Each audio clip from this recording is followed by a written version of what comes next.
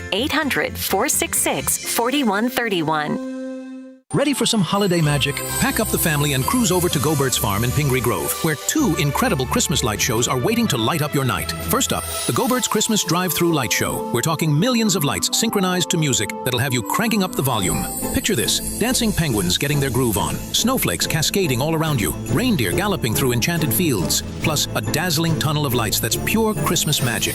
But wait, there's more. The legendary Larson Christmas Light Show, the one everyone's been raving about from Campton Hills, is now right here on the Go-Bird's property. 30 minutes of jaw-dropping lights, spectacular special effects, and surprise character visits that'll make the kids lose their minds with excitement. Here's the best part. You can experience both shows in one epic night. Perfect for families, couples, or even your company party bus. Because yes, limos and party buses are totally welcome. Per vehicle pricing keeps it affordable, but grab your tickets online now because these shows are selling fast. Visit GoBirds.com for tickets, times, and all the details. Go-Bird's Farm, where Christmas dreams come to life. The Liberty Cigar Company was founded with one mission in mind: to tell America's magnificent story. We pay homage to the seminal people in American history by way of a meticulously crafted premium cigar, custom blended to match the personality of the one so honored. This holiday season, give your special someone the gift of history, as told by a Liberty cigar. Every box is beautifully gift-wrapped at no charge. Check out all our cigar collections at libertycigars.com. That's libertycigars.com, where every cigar has a story to tell.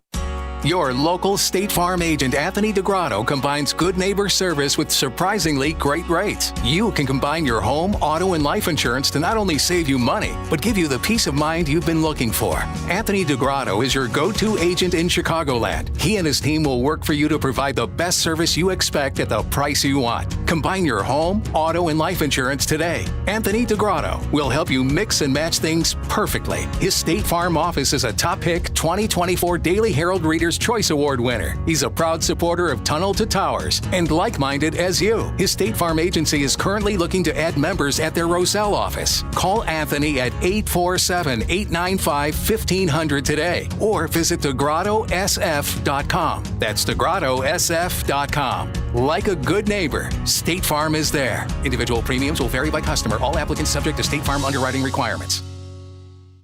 The Lutheran Life Communities Foundation supports spiritual care at our 4 retirement communities. Our full-time chaplains provide Christian support as older people journey through the aging process. Through assisted living, memory care, nursing, and rehab, our chaplains walk the path with your loved ones.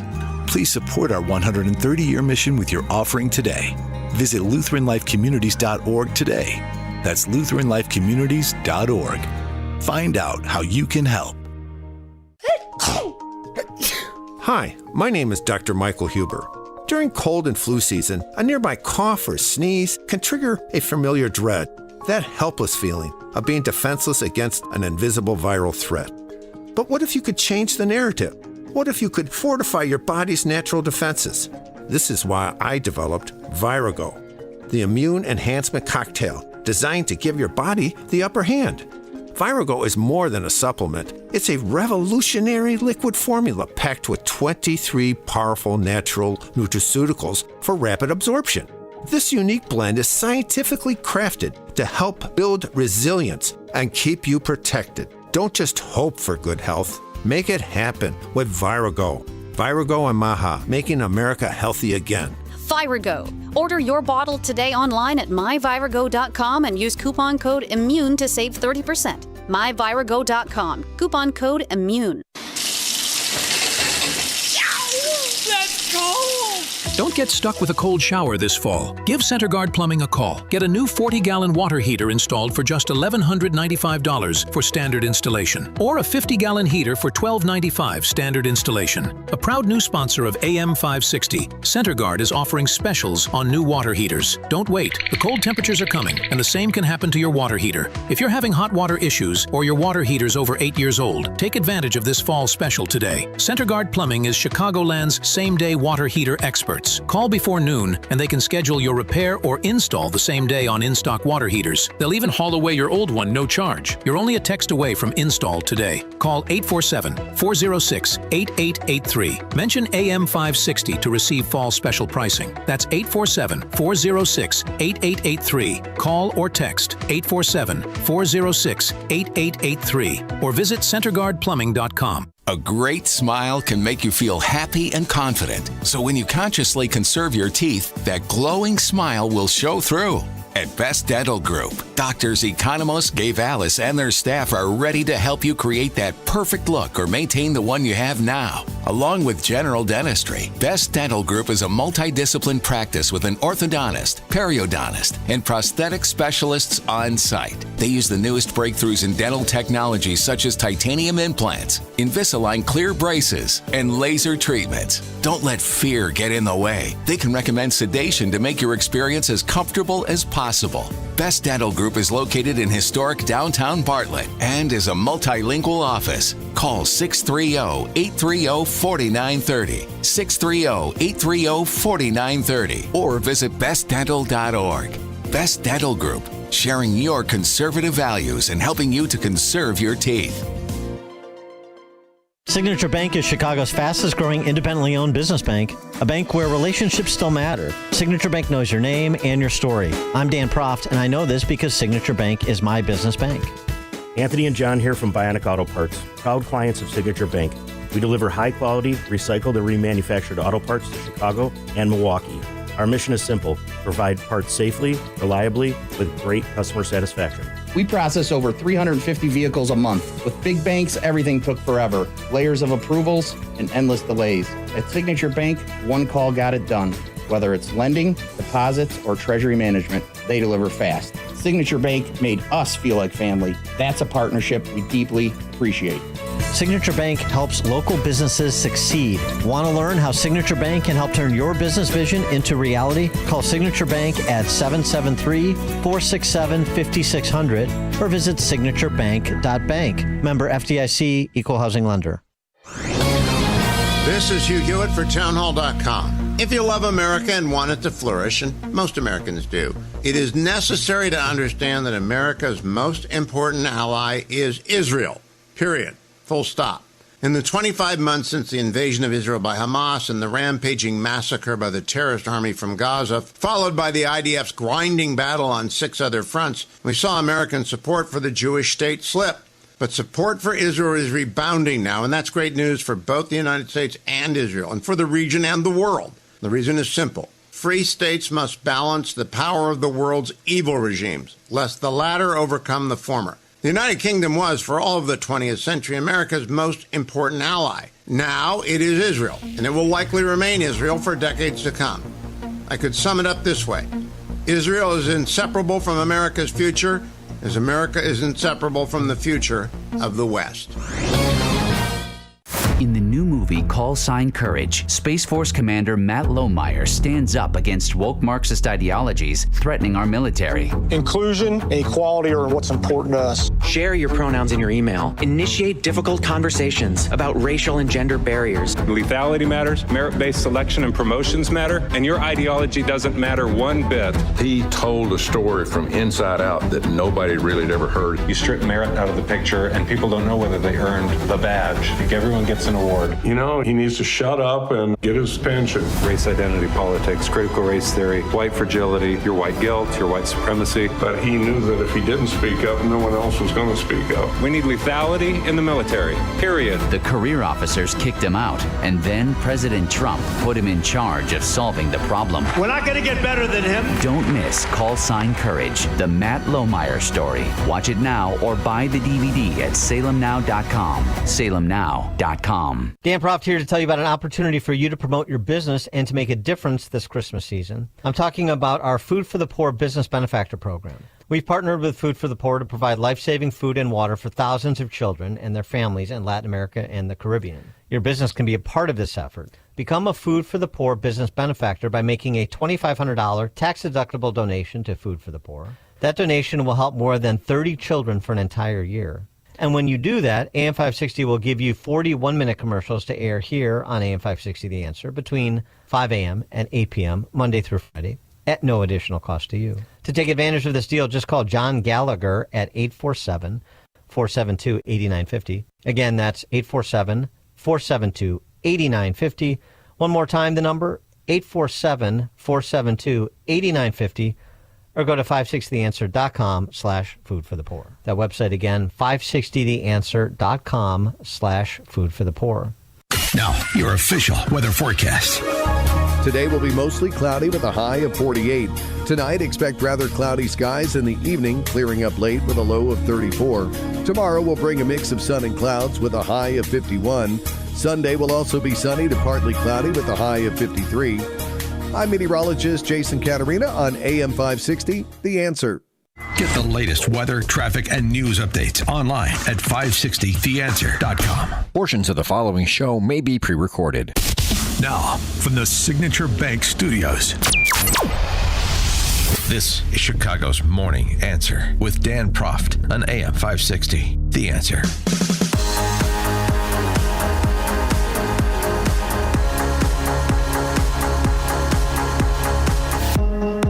Top of the morning, Dan Proft here. I can't keep everybody in jail because the state's attorney wants me to. I can't keep everybody in jail because the state's attorney wants me to. Those were the words of Cook County Judge Teresa Molino Gonzalez, who in just last August, after Lawrence Reed beat a nurse at the psychiatric ward at McNeil Hospital in Berwyn into unconsciousness. The words that judge offered in rejecting the Cook County State's Attorney's request that he be detained and instead releasing Lawrence Reed on ankle monitoring. Of course, Lawrence Reed, if you haven't been paying attention, is the man who set that poor young woman on fire on the CTA Blue Line on Monday night. 312-642-5600, turnkey.pro answer line. That's why Judge Teresa Molino Gonzalez and the other two judges, one of whom is now retired, Arthur Hill, and one we have talking about again, Ralph Metchik. Those three judges' names need to live in infamy at minimum. If there was more that could be done to punish them under the law, I would support that too. BLM Brandon asked about the steps that he will take in the wake of this horrific crime and other just crimes that occur on a daily basis. There was a woman attacked and robbed on the Red Line. There's been 2 burglary alerts issued by the Chicago police on the Green Line. What does BLM Brandon have to say about it?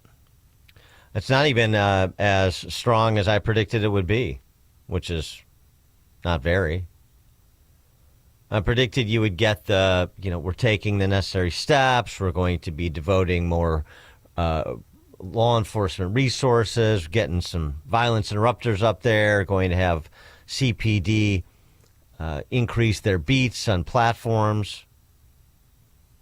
Don't even get that. This is what you get. This is an absolute failure of our criminal justice as well as our mental health institutions.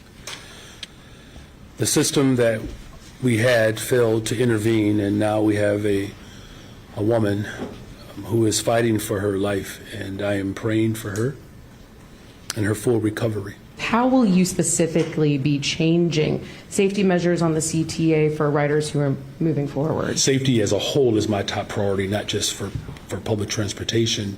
And so there are appropriations that have been dedicated specifically around safety, but even more specifically around homelessness as well as mental health services, right? So now we have a governing structure that will allow for all voices to come together to think strategically about where those investments should rest. And so it's going to be a combination of all three: mental health and behavioral health care services. So that's going to require person power, but also for the homeless, which includes our ability to be able to ensure that those who are unhoused are not relying upon the public transportation as temporary housing. And as far as how we show up with law enforcement or security agencies, those things will be debated. But just know that it's a top priority. I think it's too early to speculate like what that absolutely looks like. But again, the funding from Springfield is the most important thing. Without that funding, then none of this will be visibilized. Do you got that? Is that the kind of rapid response that you expect from the political leadership of your community? I mean, part of it, it's so full of socialist worker euphemisms and buzzwords, one cannot even really discern what he's saying, although can Brandon Johnson even discern what he's saying? All voices will be heard, and person power, and strategic discussions about investments.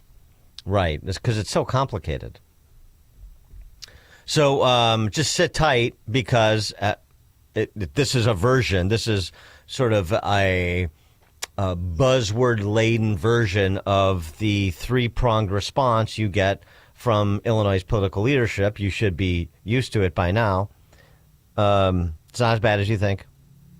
There's plenty of blame to go around, and we're working on it. So at some point in the not-too-distant future, after all voices were heard, because that's really important, not informed voices, not sane voices, but we got to make sure all voices are heard, because, of course, it's so collaborative. Sure it is.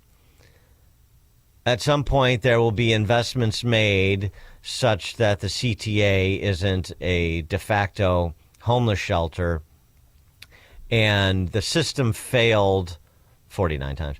The system failed that young woman who was burned to within an inch of her life. In fact, I believe she's still fighting for her life. But there was no real discussion about what to do to prevent the system from failing so spectacularly and so repeatedly. Nobody seems to want to address that, and why would they? Because this is a group of people that want to destroy the criminal justice system, and they've done a good bit of it, between de facto defunding of police by keeping the force numbers artificially low, combined with Pritzker's purge law, no cash bail, and the disposition that repeat violent offenders, short of spectacularly public or violent crimes, capital crimes, the default position is that they should be released on electronic monitoring that no one's monitoring, not effectively, not consistently. There's your answer. Scott, Frankfurt, you're in Chicago's Morning Answer. Yeah, maybe Brandon Johnson should just make the CTA free. That way people will stop attacking other people on the train. Right, because that's the problem. Lawrence Reed, I mean, I know you're being facetious. This is like Mamdani, free bus rides. Right, they're just attacking people because they can't afford the fare to commute to their jobs. That's what's happening? Right, of course not. Of course not. The place has been turned over. The place, when I say the place, I mean the city, which would include its mass transit systems. The place has been turned over to predators. How else to say it? Every man for himself. Keith Winfield. Yeah, hi, Dan. So he talked for 2 minutes in circles, and then the only clear thing he said was, we need more money from the state. The bailout wasn't enough, right? Always more money. Thanks for the call. No, the problem is always that whatever we're doing, we wish we could do it in a bigger fashion. The only thing that's keeping us back is what we need to do. What we're doing, we need to make it bigger. We need to scale it. It's just a problem scale. Corey Woodlawn. Morning, Dan. Taxpayers better get wise to these socialist scams. Like Trotsky said, democracy is needed, like for socialism, like breath in the human lungs. These people are very serious about absconding your wealth from you. If you give Brandon Johnson $1, he will promptly walk into CTU's headquarters. They have turned the train systems into mental wards, and they know it. And they've been doing that for years, Dan, for years. And I of people that work for CTA, and the one thing they tell me all the time is we're not supposed to talk about fair. People can get on this thing. We're not supposed to question whether they pay us or not. So they are effectively letting people on for free. Thanks, man. Thanks for the call, Corey. Text from 630, all the single women that will never listen to your show will still vote for Democrats. Perhaps all we can do is what we can do. Perhaps some people who do listen will talk to the single women of a particular understanding of the world in their circles of influence. It's not a one person or one show job, particularly at this stage, don't you think? I'll take more of your calls. 538. Now we check the headlines.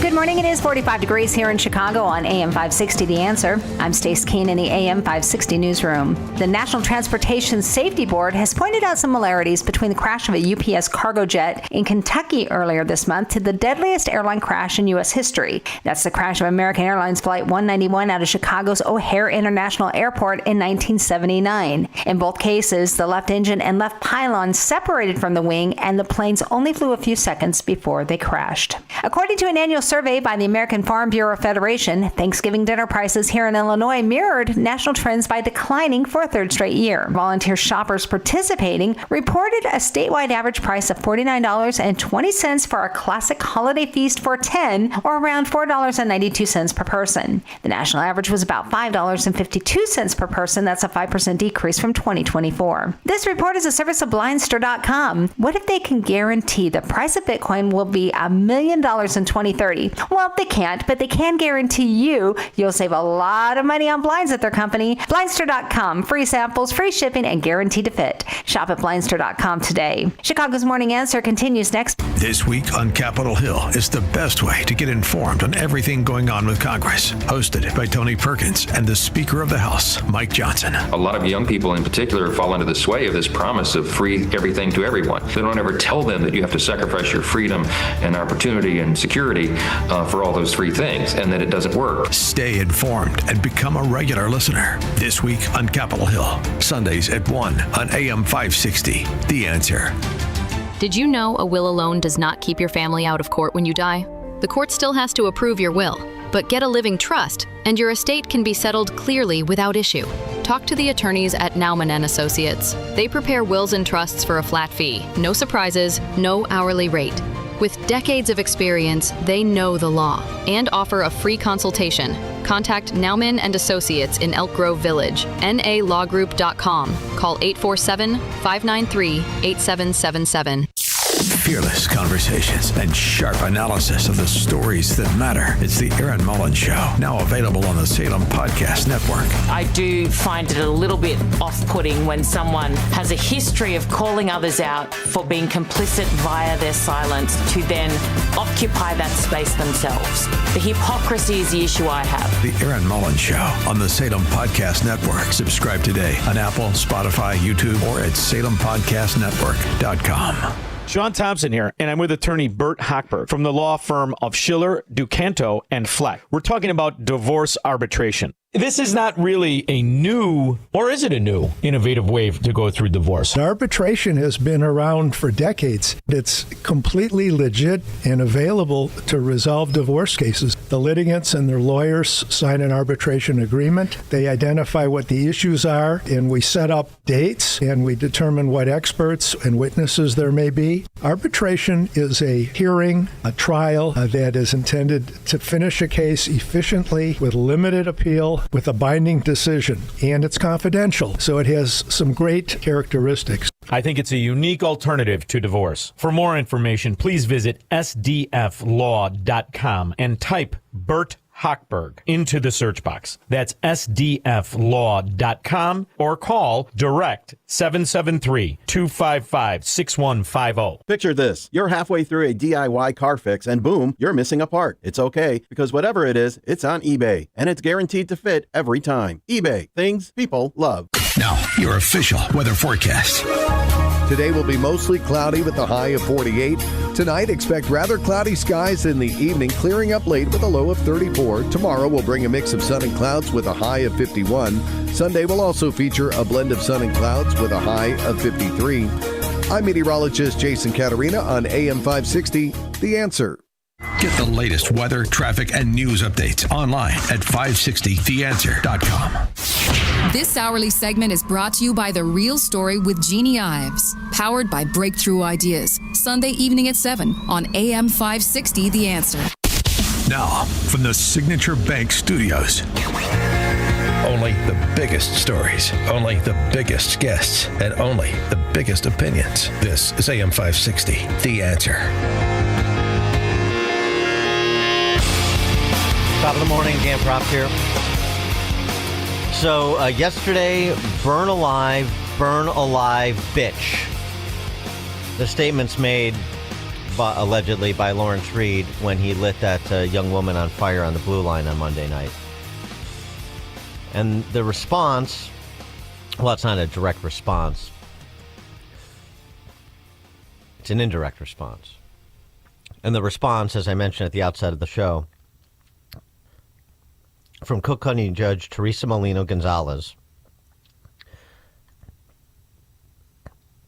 who had a chance to keep Lawrence Reed in custody just this past August. I think I said last year when I meant this past fall.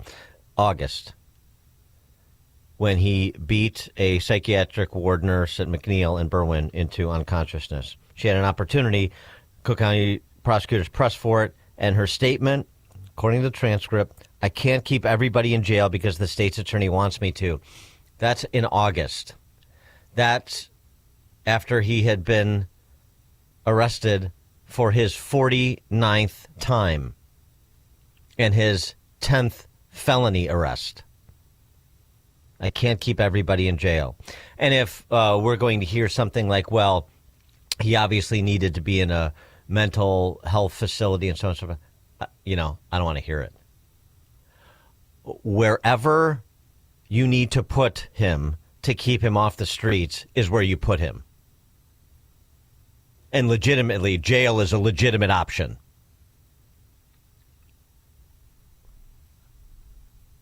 And then a month later, the other judge that I mentioned yesterday, mentioned again this morning, we'll mention again right here, Ralph Mechik, who allowed the burn alive bitch attacker Lawrence Reed, previously arrested 49 times, to leave his home.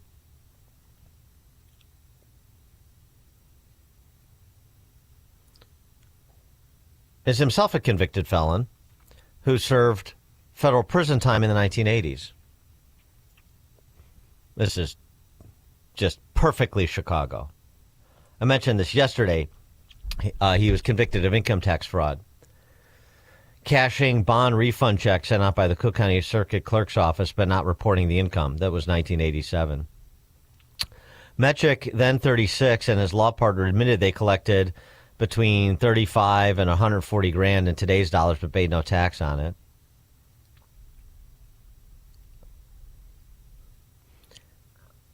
Mechik's crime was uncovered as part of the Operation Greylord investigation, you may remember, some of you of a certain age, which resulted in 103 criminal convictions of Cook County lawyers, judges, and court staff, which I would call a good start. Maybe the newly minted U.S. Attorney, Mr. Boutros, will, upon learning the details of the justice system as it's assembled in Chicago, will set about to do something similar, a little review of the principles of the criminal justice system without principles. Illinois Supreme Court Chief Justice Mary Jane Thies appointed Mechik to the Cook County Circuit Court in January of last year to fill a vacancy created by the retirement of Judge Samuel Batar. Mechik ran unopposed for a seat on the 13th Subcircuit, winning a 6-year term that ends December of 2030. Longtime Democrat socialist activist whose wife was a public school teacher in Northbrook, where he lives. In 1995, Mechik was one of 10 Illinoisans who donated to President Clinton's legal defense fund to help pay lawyers defending him against sexual harassment lawsuits in the Whitewater investigation. Bill Clinton pardoned Mechik in December of 2000, which cleared the way for him to, I can't imagine. I mean, it just shows you how ineffectual the ARDC is, the self-regulatory body with respect to lawyers, and why lawyers have the reputation they do. So he gets pardoned in 2000, which clears the way for him to be a Cook County judge today. And to take the decision by Cook County Judge Teresa Molino Gonzalez, I can't keep everybody in jail because the state's attorney wants me to, and build on that to say, hey, electronic monitoring, that's a little too stringent for this guy who's been arrested 49 times, 10 felony arrests. Let's let him get out and enjoy, the fresh air 3 or 4 days a week as well. They moved in the direction of leniency, these judges. 312-642-5600, turnkey.pro answer line. Jim in LaGrange, you're on Chicago's Morning Answer. Hey, Dan, where is your compassion? Hate has no home here. And so, by the way, you brought up Gaylord. Judge Lefevre, was that? Am I correct on that one? That was a gem of a situation. But there's no rule of law anymore, Dan. Laws aren't enforced, and judges aren't applying sentences as put in place by the law. And, well, they're also, sorry to interrupt, but even just before that, they're just not they're employing ideology over common sense, over anything resembling the wisdom you would expect for somebody, who dons the robe. That's the thing. This is not even a close call when it comes to the rule of law. Well, guess what? Then stands common sense. Then we all devolve into the code of Hammurabi, and it's eye for an eye for everybody, right? Something's got to give, right? Yeah. Thanks. Have a good day. Yes, exactly right. By the way, the victim's family issued a statement talking about that woman who was burned with an inch of her life.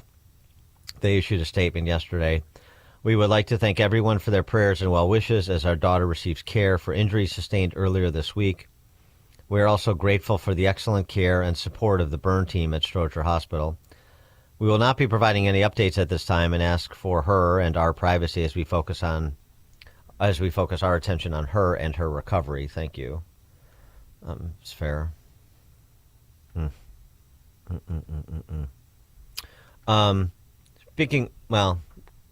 in Mount Greenwood.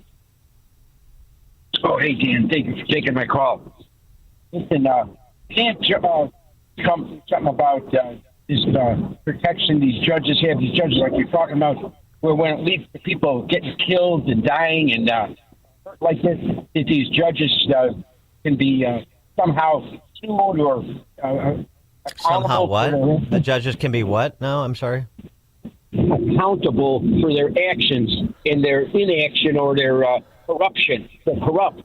Well, yeah, that's the question. Thanks for the call, Craig. What is the accountability mechanism? And ostensibly, the chief judge of the court is accountability mechanism. The Attorney Registration and Disciplinary Commission can be an accountability mechanism. The voters, these Cook County judges are technically elected, even though they're Soviet elections. The voters is supposed to be an accountability mechanism. But that's in theory. In practice, well, what more can I say? A convicted felon who pardoned by Bill Clinton because he's a activist apparatchik is appointed to the bench and runs unopposed so that he can release his criminal buddies and stay in good standing with the zeitgeist of our time, as reflected in not just the socialist that's the mayor, but all the socialists on the city council. It's interesting, too, because, of course, Mamdani is going to meet with Trump today, smartly doing more than BLM Brandon did, actually saying, well, I better... the President of the United States, I know he's paying attention, and New York City needs to scrape together resources wherever it can find them. Not to mention, it's sort of good continued image creation of Mamdani as somebody who's reasonable rather than the ideological hack that he is.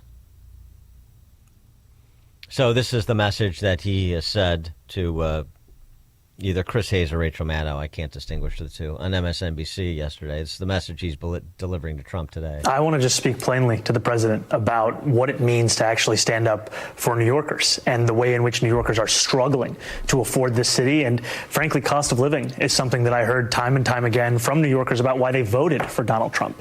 And this is something that has only continued in the last few months of this year, where we're hearing about childcare concerns, rent concerns, Con Ed concerns, even just getting on the bus, just $2.90. And just to make it clear to the president that this is what we're talking about, these are the stakes for New Yorkers and their ability to keep calling this city their home.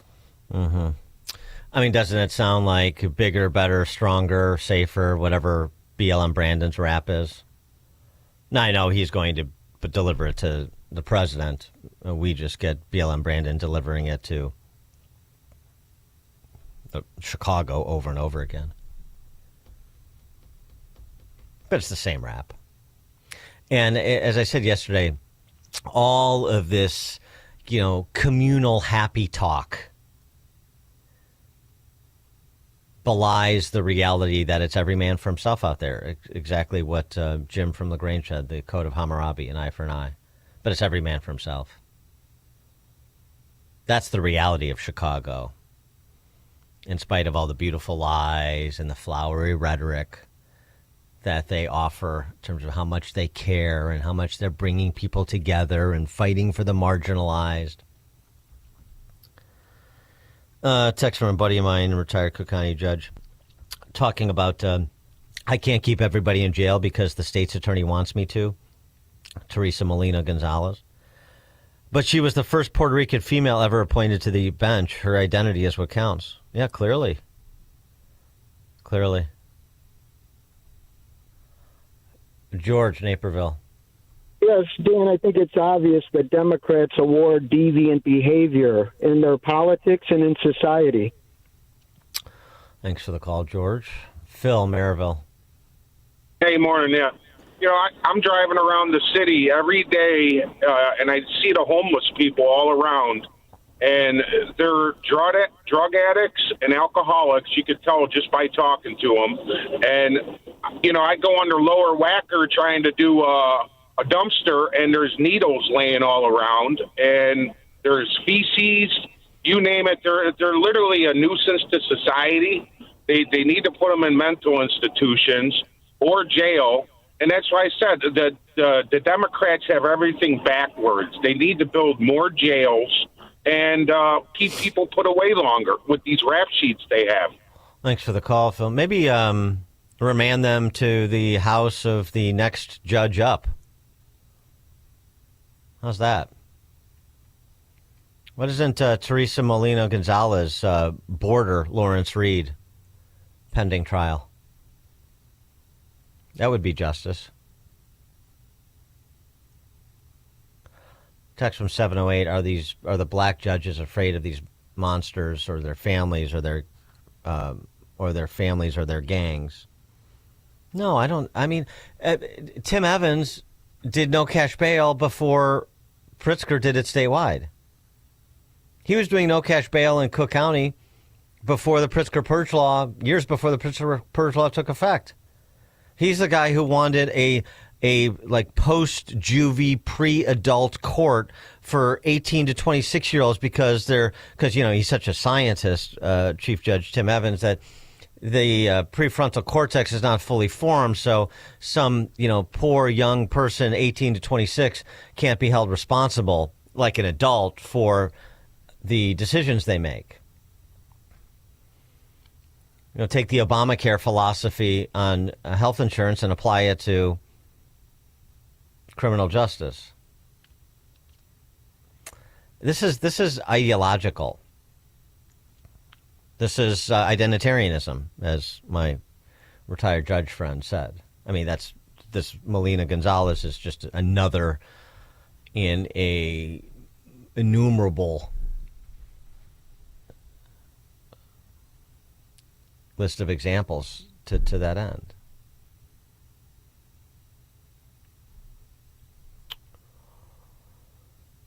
John in Crown Point. Hey, Dan. Hey, they should send them, instead of building more jails, send them like Aunt B's The Rock. Remember that episode where Aunt B made Otis?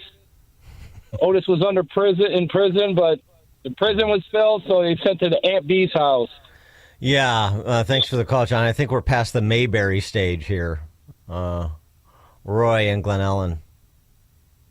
Good morning, Dan. I thought the CTA funding and its high level of security would be funded by my toll fees in perpetuity, and also to help, to quote Frank from Arlington Heights, Kurt Dillard's RTA program. Mm-hmm. What a joke. Mm-hmm. Thanks for the call, Roy. Want to hear something even more entertaining than Brandon Johnson's comments on what he's going to do to improve security on the CTA, improve safety on the CTA? I mean, it's, entertaining in a gallows humor kind of way. This buffoon named Brandon was on a podcast with these two Roffles, Jennifer Welch and Angie Sullivan. It's called the I've Had It podcast. Jennifer Welch is a podcast who recently celebrated Charlie Kirk's assassination and celebrated those in the No Kings that were out in the No Kings protests. Also, thankful that Charlie Kirk was murdered and that other people they disagree with should be murdered too. This is the mentality you're dealing with. Extended interview these two Roffles had with buffoon Brandon. And this is what he had to say about the lengths that he is going to protect Chicago. Now, this wasn't about the CTA. Of course, this is about a favorite target for their demonization, ICE, because these are open borders people. These are sanctuary jurisdiction people. Listen to this reveal. This is an absolute failure of our criminal justice as well as our mental health.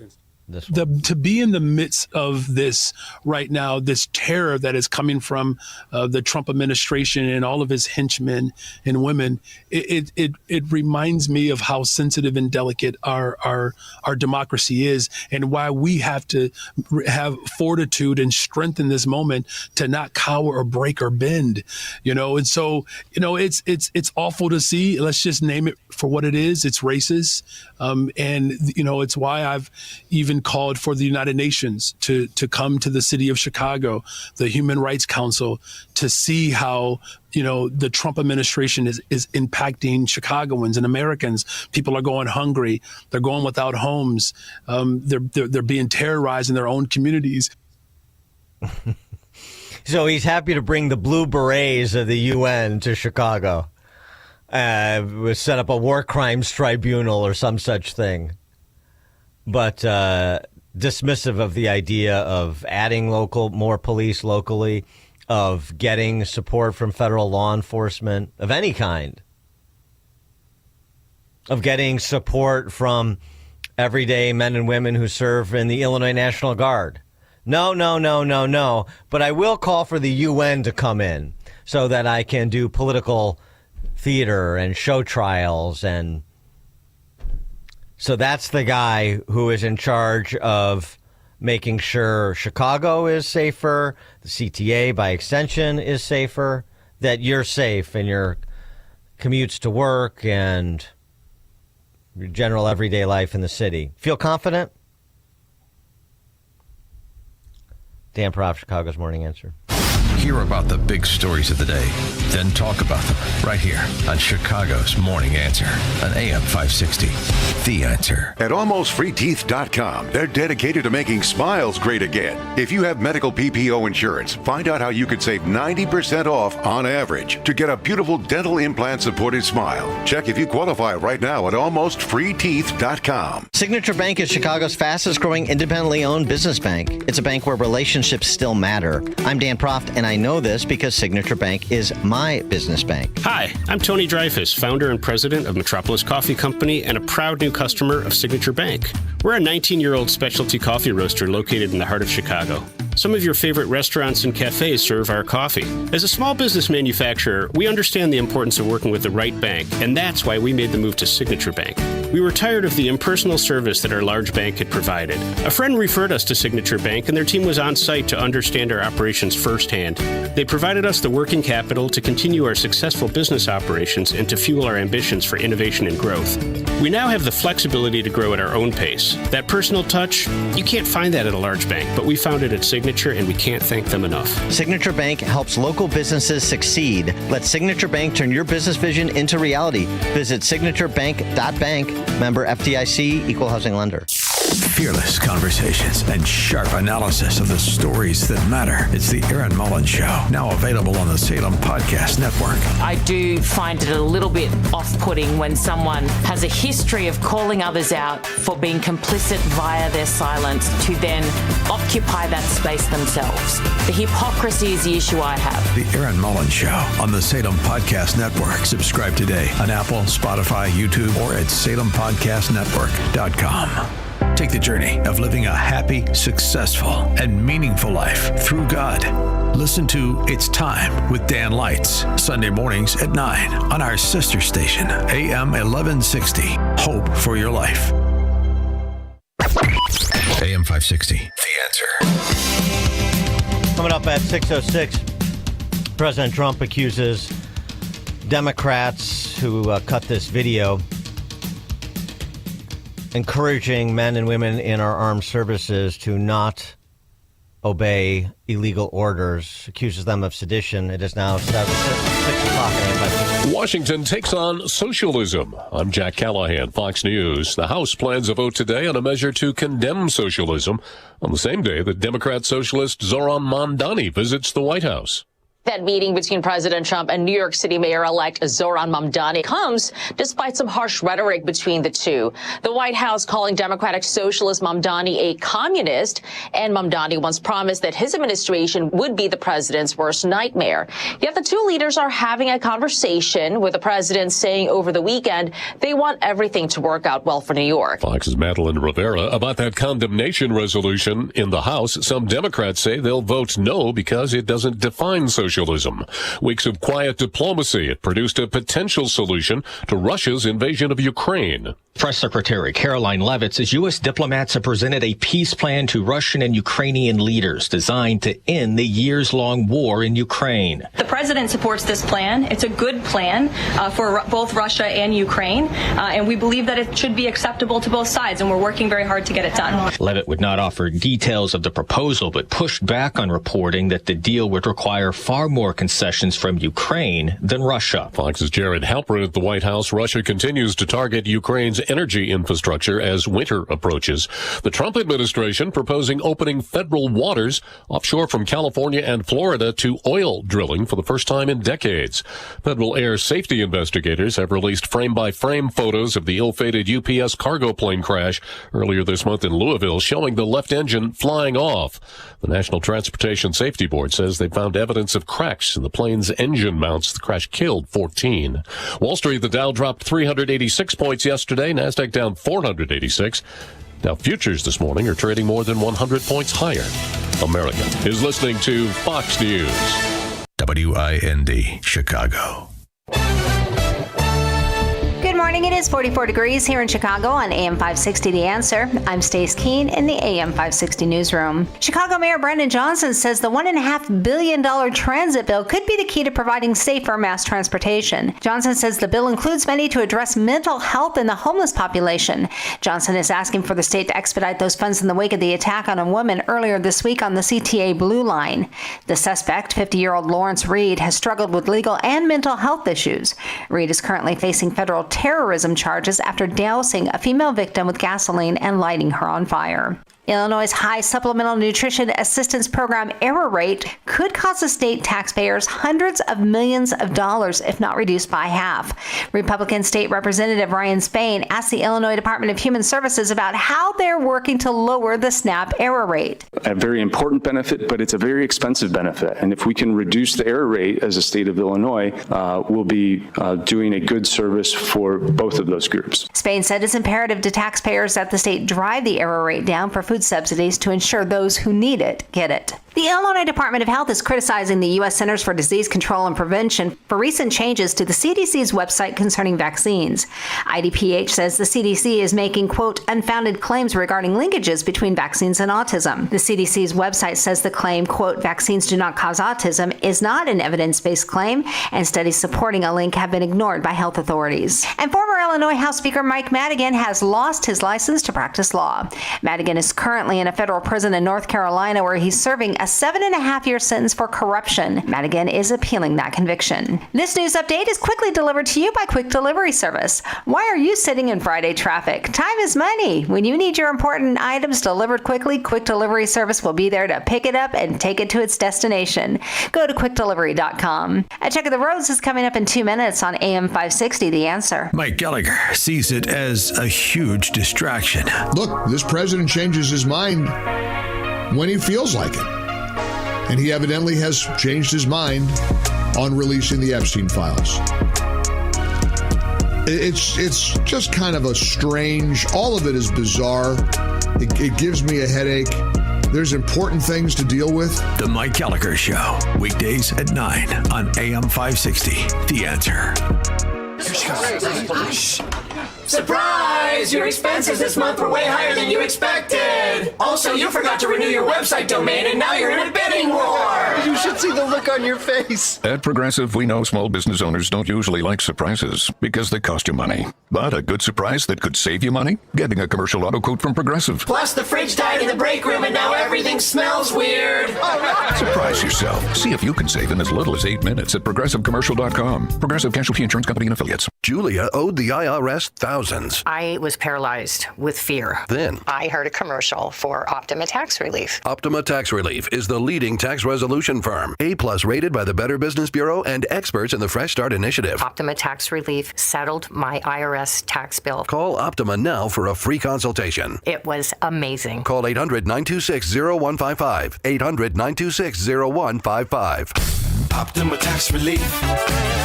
Visit OptimaTaxRelief.com for details. So right now may be the perfect time for you to rethink how you pay for health care. And here's why. This time of year is decision time for a lot of people, but it's also when you can join Medi-Share and save even more than usual. For many families, joining Medi-Share means saving about $500 a month, which is a game changer for a lot of people. But what's more, Medi-Share members like it. We know this from member surveys. They like it a lot. It's a proven thing now. Medi-Share has been around for over 30 years. It's a Christian community of hundreds of thousands of people now. And here's the thing, too. If you join before November 30th and you mention the promo code SHARE, they will waive your application fee. So you save $100 right off the bat. I'll give you the number here in a second, but just call and you'll get a price within 2 minutes. Again, the deadline is November 30th, so call now. You'll save even more. Here's the number. Call 833-34-BIBLE. That's 833-34-BIBLE. 833-34-BIBLE. Taking a look at the roads from the Team Hochberg Traffic Center, I'm Sue Eller. Stop and go delays on the northbound Tri-State between Mile Long Bridge all the way to Plainfield Road. This is all because of a stall. Takes out the left lane, and then you're in great shape both ways on the Eden. Just 14 minutes from Lake Cook to Montrose. The Kennedy inbound from O'Hare to the Burn Interchange is 18 minutes. Outbound is 23. The Eisenhower looks great right now. It's 14 minutes both ways from Wolf to the Old Post Office. Inbound Stevenson, no major slowdowns from the Tri-State to Lakeshore. 21 minutes inbound, 15 minutes on the outbound side. It is very slow, though, on the northbound Bishop Ford between Stony Island Feeder and the Dan Ryan. On the Dan Ryan, from 95th to the Burn Interchange, 14 minutes. Outbound is 10. This report is a service of Blindster.com. Need new blinds? At Blindster.com, they offer guaranteed low prices, guaranteed satisfaction, free samples, and free shipping. At Blindster, they take the fear out of ordering custom blinds, shades, and shutters so you can do it yourself and save big. Blindster.com. Chicago's Morning Answer continues next, but now a check of your forecast from the National Weather Service. Today will be mostly cloudy with a high of 48. Tonight, expect rather cloudy skies in the evening, clearing up late with a low of 34. Tomorrow will bring a mix of sun and clouds with a high of 51. Sunday will also feature a blend of sun and clouds with a high of 53. I'm meteorologist Jason Caterina on AM 560, The Answer. Get the latest weather, traffic, and news updates online at 560theanswer.com. This hourly segment is brought to you by Forever Remodeling. Stress-free and high-quality remodeling. View their stunning transformations online at the number 4everremodeling.com. Now, from the Signature Bank Studios. This is Chicago's Morning Answer with Dan Proft on AM 560. The Answer.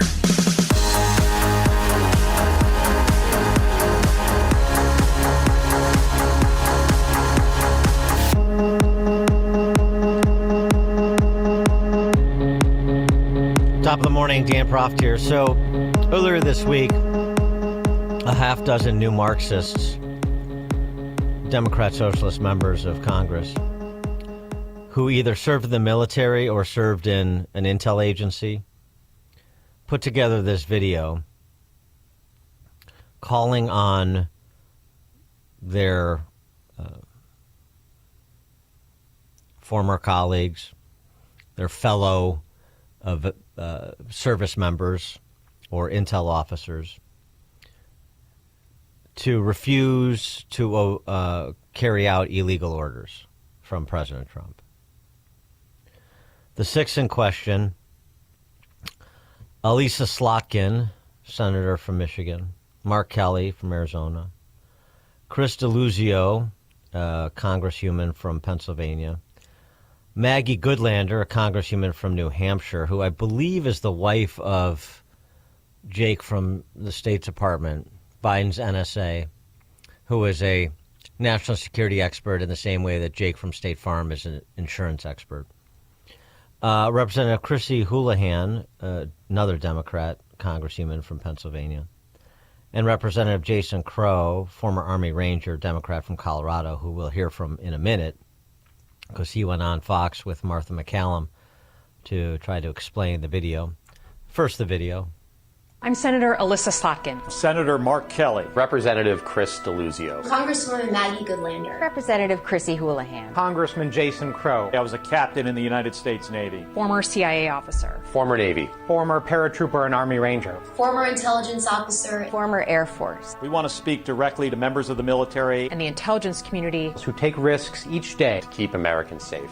We know you are under enormous stress and pressure right now. Americans trust their military. But that trust is at risk. This administration is pitting our uniformed military and intelligence community professionals against American citizens. Like us, you all swore an oath to protect and defend this Constitution. Right now, the threats to our Constitution aren't just coming from abroad, but from right here at home. Our laws are clear. You can refuse illegal orders. You can refuse illegal orders. You must refuse illegal orders. No one has to carry out orders that violate the law or our Constitution. We know this is hard and that it's a difficult time to be a public servant. But whether you're serving in the CIA, the Army, or Navy, the Air Force, your vigilance is critical. And know that we have your back. Because now, more than ever, the American people need you. We need you to stand up for our laws, our Constitution, and who we are as Americans. Don't give up. Don't give up. Don't give up. Don't give up the ship.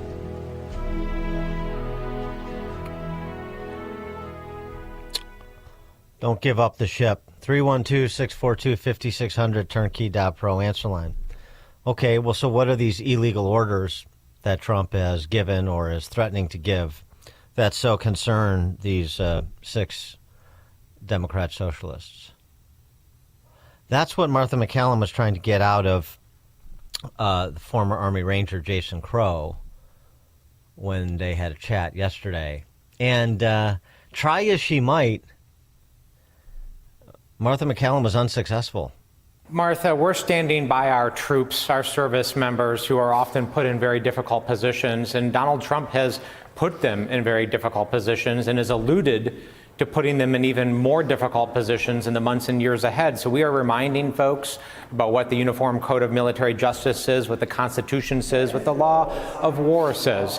You know, this is really no different than what I did with my infantry platoon in advance of deploying to Iraq in 2003. I trained these young soldiers on their obligation to comply with the law of war, to comply with the Constitution, and what is a lawful versus a unlawful order. What law are you talking about that's being broken? And then you said that he's implying that he might do something that they wouldn't want to uphold or follow through with in the future. What are you talking about specifically? Yeah, I appreciate you asking. Well, number one, the protests at Lafayette Square in the first Trump administration, where he said, "Can't you just shoot them? Can't you just shoot them in the legs or something?" That's his direct quote. And of course, the then chairman of the Joint Chiefs of Staff. That was not a military order. That was a comment. That's not a military order. When that's coming from the president of the United States to your generals, don't you think that's a request? That's I'm a question? asking specifically number now what you're talking about. Yeah, number two, he's also threatened to send the military into Chicago and other cities to, quote, go to war with those cities. Right? That is a very, very disturbing thing. Number three, he's also alluded to sending troops to polling stations, which is actually a violation of U.S. law. U.S. criminal law prohibits troops from going to polling stations, and he's alluded to that. So those are just one of many examples. You're talking about illusions. You're not talking about actual policy. You're not talking about things that are members of our service members who we revere and respect are actually being asked to do. So a couple of things there. Right. The video was so vague that one doesn't know what they're talking about, which is what Martha MacCallum was trying to get to the bottom of. Are they opposed to the drone strikes on narco traffickers? What it is exactly that Trump is doing, the military is carrying out, that they find so objectionable, unconstitutional, threat to our democracy? You know, the usual histrionics. And what you get is, comments, offhanded comments that Trump made on this topic or that topic, going back to his first term. Something else that Jason Crow said that belies the need for the video for anything other than political posturing, which is what this is really about. Talked about he trained the men that he was going to lead into battle in the Uniform Code of Military Justice, in the laws of war, before they deployed to Iraq. So they know what they are required to do under the law. All enlisted men and women do, right? Because they're instructed on the topic. So why at this moment do they need to be reminded on the topic by U6 if they've already been instructed on the topic like you were and like you even participated in instructing others? Cully Stimson, a 30-year JAG Corps officer, writing over the Daily Signal, service members are required to follow lawful orders. If they do not follow a lawful general order or a specific order, they can and often are court-martialed under the Uniform Code of Military Justice for a violation of Article 92, failure to obey an order or regulation. If and when they are in doubt about an order's legality, which is rare, service members can and do consult with a uniformed lawyer called a Judge Advocate General Officer, JAG Corps officer, like Cully Stimson. I know because I served as a Navy JAG for 30 years and retired as a two-time commanding officer with the rank of captain. The president doesn't pick up the phone and call a service member in order him to carry out a mission. Military orders flow through multiple levels, from the president to the Secretary of Defense, through the Joint Chiefs, to combat commanders, to senior officers, and eventually units and individual service members. At each level, uniformed lawyers review orders and establish standing rules of engagement and specific rules of engagement for a particular mission. The congressmen know this. They know this, right? Because they served. So they know that what they're saying is not anything new to any enlisted person in our armed services. They are doing this for themselves. They are doing this to whip up their base. They are doing this in a disgraceful way, frankly, because what they know because they know what the threats they say are present are not present. This is straight politics. It has nothing to do with the interests of military men and women serving now. It has nothing to do with the rule of law. It has nothing to do with abiding the Constitution. And I think Stimson lays that out very nicely in terms of the reality of how the armed services work, if there is an order given that is in controversy.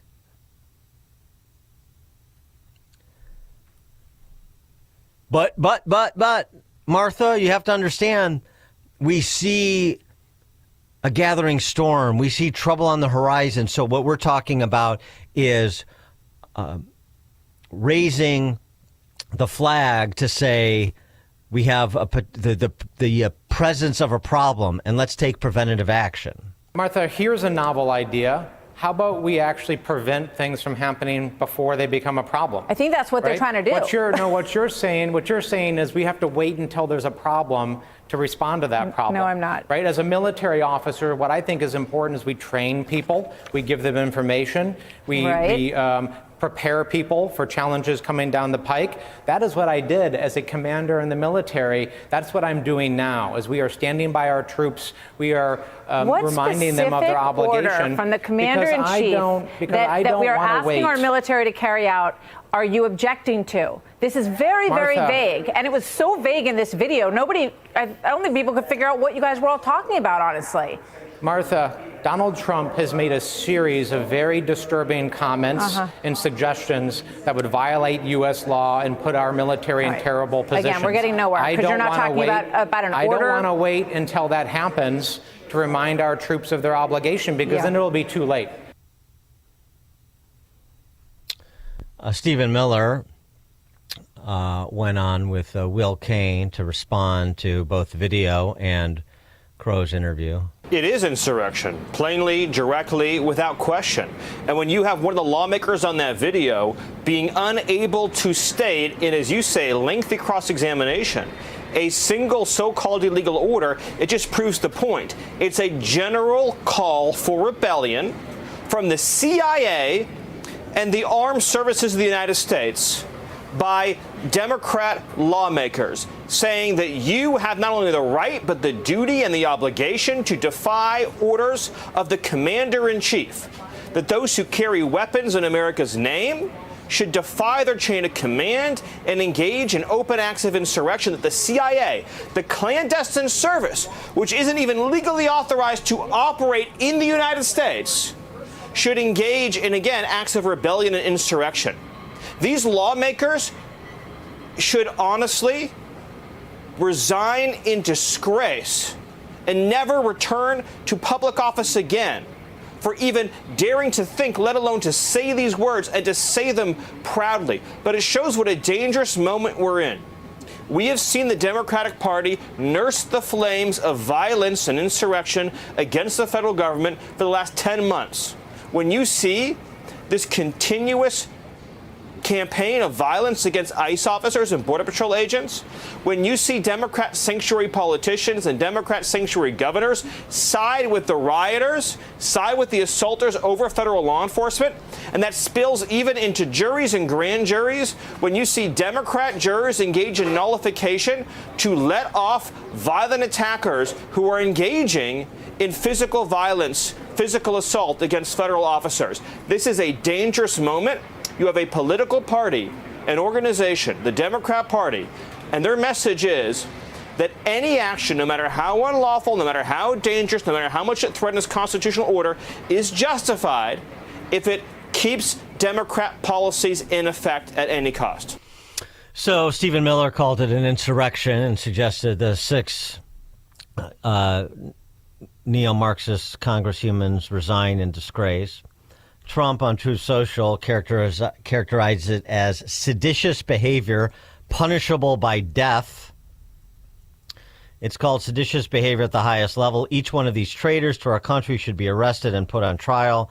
Their words cannot be allowed to stand. We must have a country. We won't have a country anymore. An example must be set. Should they be arrested and put on trial? Is this seditious behavior? Is this an insurrection?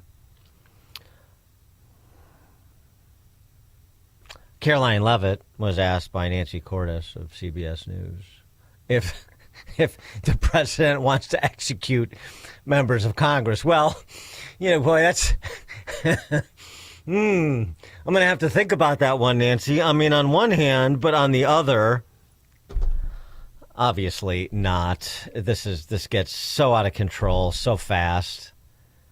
Our political discourse is so silly. No. Let's be clear about what the president is responding to, because many in this room want to talk about the president's response, but not what brought the president to responding in this way. You have sitting members of the United States Congress who conspired together to orchestrate a video message to members of the United States military, to active duty service members, to members of the national security apparatus, encouraging them to defy the president's lawful orders. The sanctity of our military rests on the chain of command. And if that chain of command is broken, it can lead to people getting killed. It can lead to chaos. And that's what these members of Congress who swore an oath to abide by the Constitution are essentially encouraging. We have 1. Yeah, I mean, and then you get the pushback. No, they said illegal orders. Yes, right, they said that. But of course, the implication is that illegal orders have been given or on the cusp of being given. The point is to create uncertainty and political discord, frankly, in the ranks, and probably more to the point outside of the ranks. I think this is really more for the consumption of the civilian population than it is the uniformed population, because I suspect the uniformed population can see through this, knows, as I said, and as Cully Stimson stated, knows the chain of command, has been instructed on the Uniform Code of Military Justice, knows if there is an order that they find dubious or even objectionable, that they have legal counsel that they can consult. So the uniformed population knows all this. The civilian population, a lot of it doesn't, and that's why I say these are politicians appealing to their base voters. That's all this is. And to that point, I mean, seditious behavior, arrested and put on trial, no. You're allowed to take ridiculous political positions. Illegal order, that's their essential cover too. Oh, we're talking about just illegal orders, and then Jason Crow with this is prophylactic in nature. We're trying to prevent because of some comments that he's made that are deeply concerning to us, and so on and so forth. This is all politics. It's not an insurrection. This is not seditious behavior. Those 6 members of Congress deserve to be ridiculed and branded as the craven political hacks they are. Nobody needs to be or should be arrested in this instance. 312-642-5600, turnkey.pro answer line. Frank, Board of Trade. Yeah, as soon as his character started pontificating, McCallum should have had him thrown off the set and escorted for the building. The thing that appeals to me about this whole thing is that, as far as the intelligence community is concerned, now we can see where the problem children are. Because if you start getting pushback within the intelligence communities, now you can find out who the bad apples are. It's actually a blessing. Thanks for the call, Frank. Well, I could see the read on this being, the 5th column action that we tried surreptitiously with Russian collusion hoax. That didn't work, so maybe we just call for open rebellion, which they stopped short of doing, regardless of the insinuation. They explicitly stopped short of doing that. But, yeah, it does speak to their disposition. I'm talking about the left, which is that every tool, including our armed services, is a means to our political ends. And our political ends are just the pursuit of political power. That's what this is. Ryan in Schaumburg.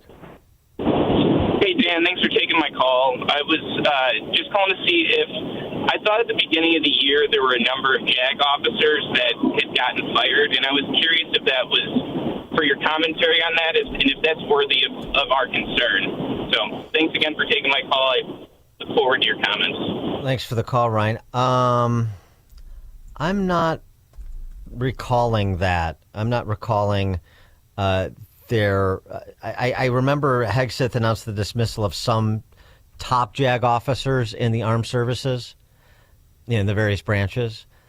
But those are more sort of the political appointee variety. Like, I want my management. This is what I'm recalling. Okay, maybe I'm wrong. This is from recall. But, I want my sort of upper level management team in place, and that includes the JAG Corps. But then there's all kinds of JAG officers down the ranks, too, that, as Cully Stimson was talking about, in terms of at every sort of level of the chain of command, there is legal counsel present or accessible. So that's my sense of that JAG Corps question. But as I said, I'm going from recall there. And frankly, even if it was deeper in the ranks, I mean, this is very much like U.S. attorneys. I mean, it's the administration's discretion. Nobody kicked up much dust when Obama demanded the resignation of all the U.S. attorneys in the country because he wanted to elevate his own people to those posts. Trump did more or less similarly, as every president does. I want my people in place. Yeah. So I think that's the story with the JAG Corps, too. Margot Burridge. Yeah, I just want to say I am so happy to finally hear the S word coming out, sedition. That is what should have been bandied about in the first administration, but we were so busy listening to the Democrats scream treason, treason, treason. And that is exactly, sedition is exactly what Clapper, Comey, and Brennan and all their co-conspirators are guilty of. And we need to talk way, way more about sedition because it's so sneaky and it's so exactly what they did. So that's thanks for the call, Margot. I want to get to this Paul Sperry Real Clear Investigations piece, talking more about that because there's some new revelations about Trump administration officials that were material participants in this fifth column action, which I think it is appropriately described that the Russian collusion hoax, seditious in nature. And that they were witting or unwitting, and it includes people that we've known about to some extent before, particularly Pompeo and Gina Haspel at CIA. But it also includes John Bolton. There's just more details there that continue to inform our understanding of all that transpired, and our understanding, needs to be as informed as it can be. So, yeah, I agree with that. But I don't want to conflate that with this video and the silly argument that Jason Crow attempted to make on Fox and just this. I mean, this is what I said. This is just straight up using your professional credentials to play politics, to whip the base vote. That's all this is. Miro, Northwest Side. Thank you. If I'm supposed to thank these anti-America, anti-Constitution Democrats for their service, am I supposed to thank Benedict Arnold for his service? Thank you. Thanks, Miro. Text from 219, completely disagree. They need to be held accountable. What does that mean? I hate that phrase. I mean, talk about an overused phrase. They need to be held accountable in what sense? You want them arrested for saying you should not obey illegal orders because there's an insinuation that is something more nefarious than the stated word? You want to get into the business of prosecuting people for insinuations? No. The other side are the censorious speech police. The other side are the descendants of George Wells, the real world descendants of George Wells' fictional 1984, Winston Smith and Company. No. Get a grip. Tim in Woodstock. Hi, good morning, Dan. Yeah, I couldn't agree more with you, Dan. I think to pursue like prosecution of these people is to give them way too much credibility. They should be dutifully mocked and just leave it at that. You know, his little jig was up when he pointed to a future imagined order from the president. Like, wow, Martha, you know, we have to think about what he might do in the future. So they have nothing on you right now. They have nothing on Trump right now, right? And then he says that war against the cities, oh my gosh. So removing illegals with felonies is the equivalent of declaring war on the cities. I mean, please, these people are hysterical. Thanks, Tim. Roger DeKalb. Yes, I would just like to point out, I believe most of these people, these young Democrats, came from the military, government, CIA. They all rose through the ranks under Barack Obama and Mark Milley's DEI reshaping of all those institutions. And you didn't advance unless you held those positions. I want to know, did Jason Crow, was he behind training rangers that you couldn't shoot back even when you were shot at in those situations? But my real question is about Elisa Slotkin, Dan, and that would be, do you think she shops at the East German secret police supply surplus from the 1970s, or did she just step off the set of the latest Get Smart movie where she's the head of chaos? Because that's a crap. That is just about intimidating fellow CIA people, that look she's wearing, man. It's disgusting. Thanks for the call, Roger. Yeah, and Slotkin narrowly wins that Senate race. Less than a point, wasn't it, against Mike Rogers last cycle? Razor's edge. And things can be a lot different. Coming up at 6:36, we'll return to, speaking of chaos, the chaos and barbarism in Chicago. Former Riverside Police Chief Tom Weitzel joins us at 6:36. Now we check the headlines. Good morning. It is 44 degrees here in Chicago on AM 560 The Answer. I'm Stace Keene in the AM 560 newsroom. Federal prosecutors have dropped charges against a woman who was shot by an ICE agent in Brighton Park last month. U.S. District Judge Georgia Alexius dismissed the indictment against Miramar Martinez and her companion. ICE agents had claimed that the woman had boxed in federal agents before ramming their vehicle. Agents fired 5 shots at Martinez while she was still in her car. However, Martinez's lawyer countered that claim, saying the agents had lied about what happened, saying those agents actually hit Martinez's car, and the prosecutors dropping the charges against the pair is just the first step in justice for his client. The National Transportation Safety Board has pointed out similarities between the crash of a UPS cargo jet in Kentucky earlier this month to the deadliest airline crash in U.S. history, American Airlines Flight 191 out of Chicago's O'Hare International Airport back in 1979. In both instances, the left engine and left pylon separated from the wing and the planes flew only a few seconds before crashing. This report is a service of AlmostFreeTeeth.com. Think full mouth dental implants are too expensive? Think again, not at AlmostFreeTeeth.com. With medical insurance, you can save thousands and receive your finally affordable dream smile. Check if you qualify today at AlmostFreeTeeth.com. A check of the roads is coming up in 2 minutes on AM 560 The Answer. Scott Jennings says this could come back to bite them. It's pretty clear to me that Democrats want to use the Epstein situation to try to tie up Donald Trump, to try to create a narrative that he somehow had something to do with this when there's not a shred of evidence that he ever did. But they may have blundered into a problem here with some of their own people getting caught up in this web. The Scott Jennings Show.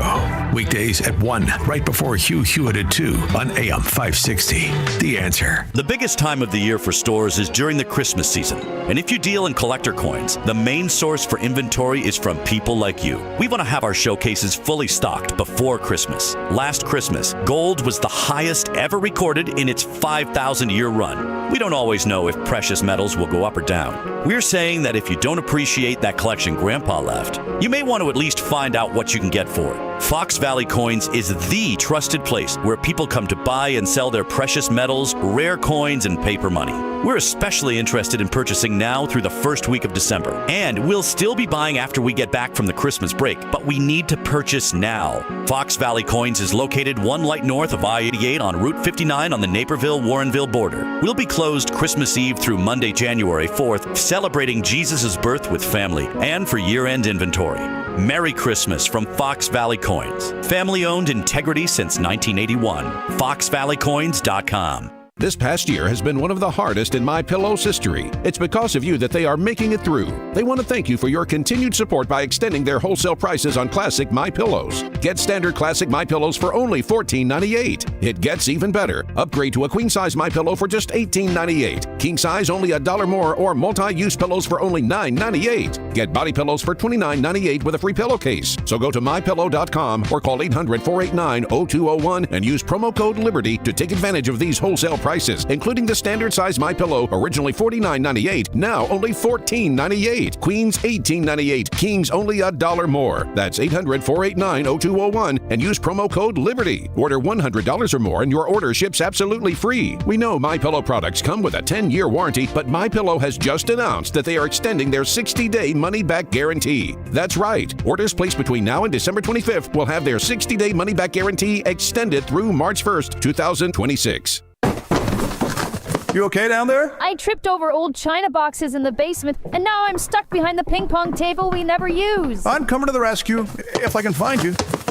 You know, if we finished this basement, we could actually enjoy this space. I think it's time to call Forever Remodeling. Forever Remodeling turns disaster zones into game rooms, guest bedrooms and bathrooms, home theaters, a custom space just for you. Visit foreverremodeling.com. That's the number 4, everremodeling.com. Salem News Channel is America's fastest growing conservative TV network. It's an absolute crazy day. Home to the largest lineup of free speech champions anywhere. Delivering in-depth insight and unapologetic opinion on today's biggest news stories. Americans aren't going to put up with this anymore. SNC brings you the news that matters, told with integrity and clarity. Watch Salem News Channel free 24/7 on your television. Stream now on Xumo Play. Do the holiday parties, tailgating, and family get-togethers have your liver working overtime? Let Active Liver help give your liver some relief at Amazon or VitaCost.com, CVS, Meijer Grocery, or ShopRite. Taking a look at the roads from the Team Hochberg Traffic Center, I'm Sue Aller. What a mess on the Eisenhower inbound jam from First Avenue to Cicero Avenue with a car fire. 2 left lanes are blocked. So inbound from Wolf to the old post office, 49 minutes. Outbound still okay at 14. Now the Eden, that's looking good both ways. From Lake Hook to Montrose, about 15 minutes. The Kennedy inbound from O'Hare to the Burn Interchange, 20 minutes. Outbound is 24. The Stevenson from the Tri-State to Lakeshore, 21 minutes. Outbound is 16. The Bishop Ford slows down inbound from Stony Island Feeder to the Dan Ryan. The inbound Dan Ryan from 95th Street to the Burn Interchange is 19 minutes. Outbound is 11. And starting to get real slow northbound Lakeshore Drive into Hollywood Avenue. This report is a service of Blindster.com. Looking for affordable blinds, shades, and shutters for your home? Don't hire an expensive pro. Check out Blindster.com, where they offer custom-made window coverings at guaranteed low prices. With a team of pros ready to help you every step of the way. Blindster.com. Chicago's Morning Answer continues next, but now a check of your forecast from the National Weather Service. Today will be mostly cloudy with a high of 48. Tonight, expect rather cloudy skies in the evening, clearing up late with a low of 34. Tomorrow will bring a mix of sun and clouds with a high of 51. Sunday will also be sunny to partly cloudy with a high of 53. I'm meteorologist Jason Caterina on AM 560, The Answer. Get the latest weather, traffic, and news updates online at 560theanswer.com. Now, from the Signature Bank Studios. If you're looking for the latest news, insight into what it means, and the sharpest opinion, there's only one station in Chicago where you can turn, and it's this one. We're AM 560, The Answer.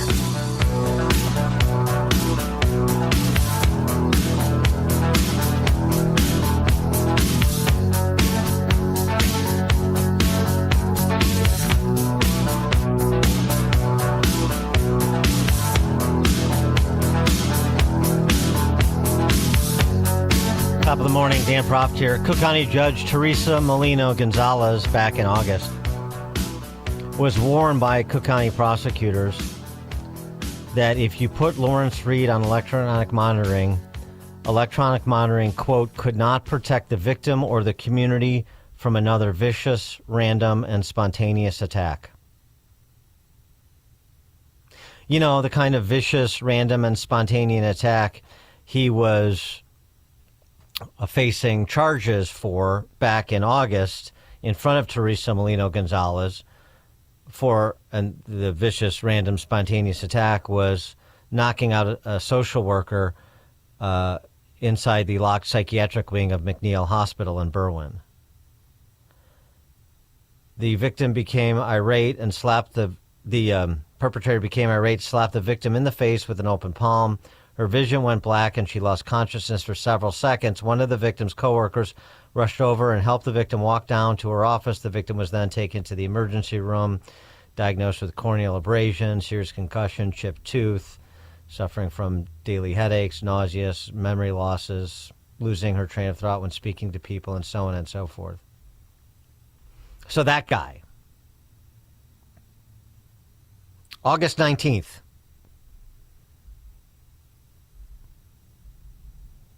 three months ago.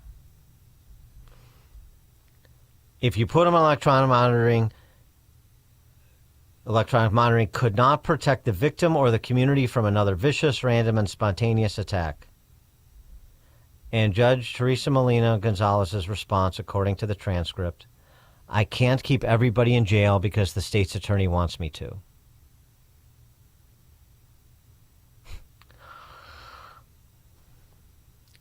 That was his 49th arrest. 10 for felonies, like the assault of that social worker at McNeil Hospital. 49 arrests, and you're saying it's just the state's attorney wants me to? There's no foundation for the want? And, of course, 3 months later, a spontaneous, vicious, random attack on the Blue Line on Monday night, lighting a woman on fire while saying, burn, bitch, burn alive, bitch. And that 26-year-old woman at Stroger Hospital with severe burns in critical condition.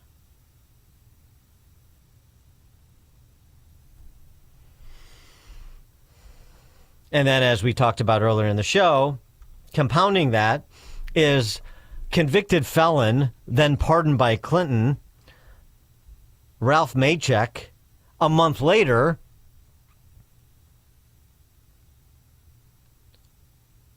offers even more leniency to Mr. Reed when he modifies the electronic monitoring order to allow him to, get out and enjoy the community 3 or 4 times a week. 49th arrest, 10 for felonies. What the Cook County State's attorneys knew about this guy, what anybody could pick up about this guy. I mean, in court this week, he's pleading guilty, open outcry. He's calling himself a Chinese citizen.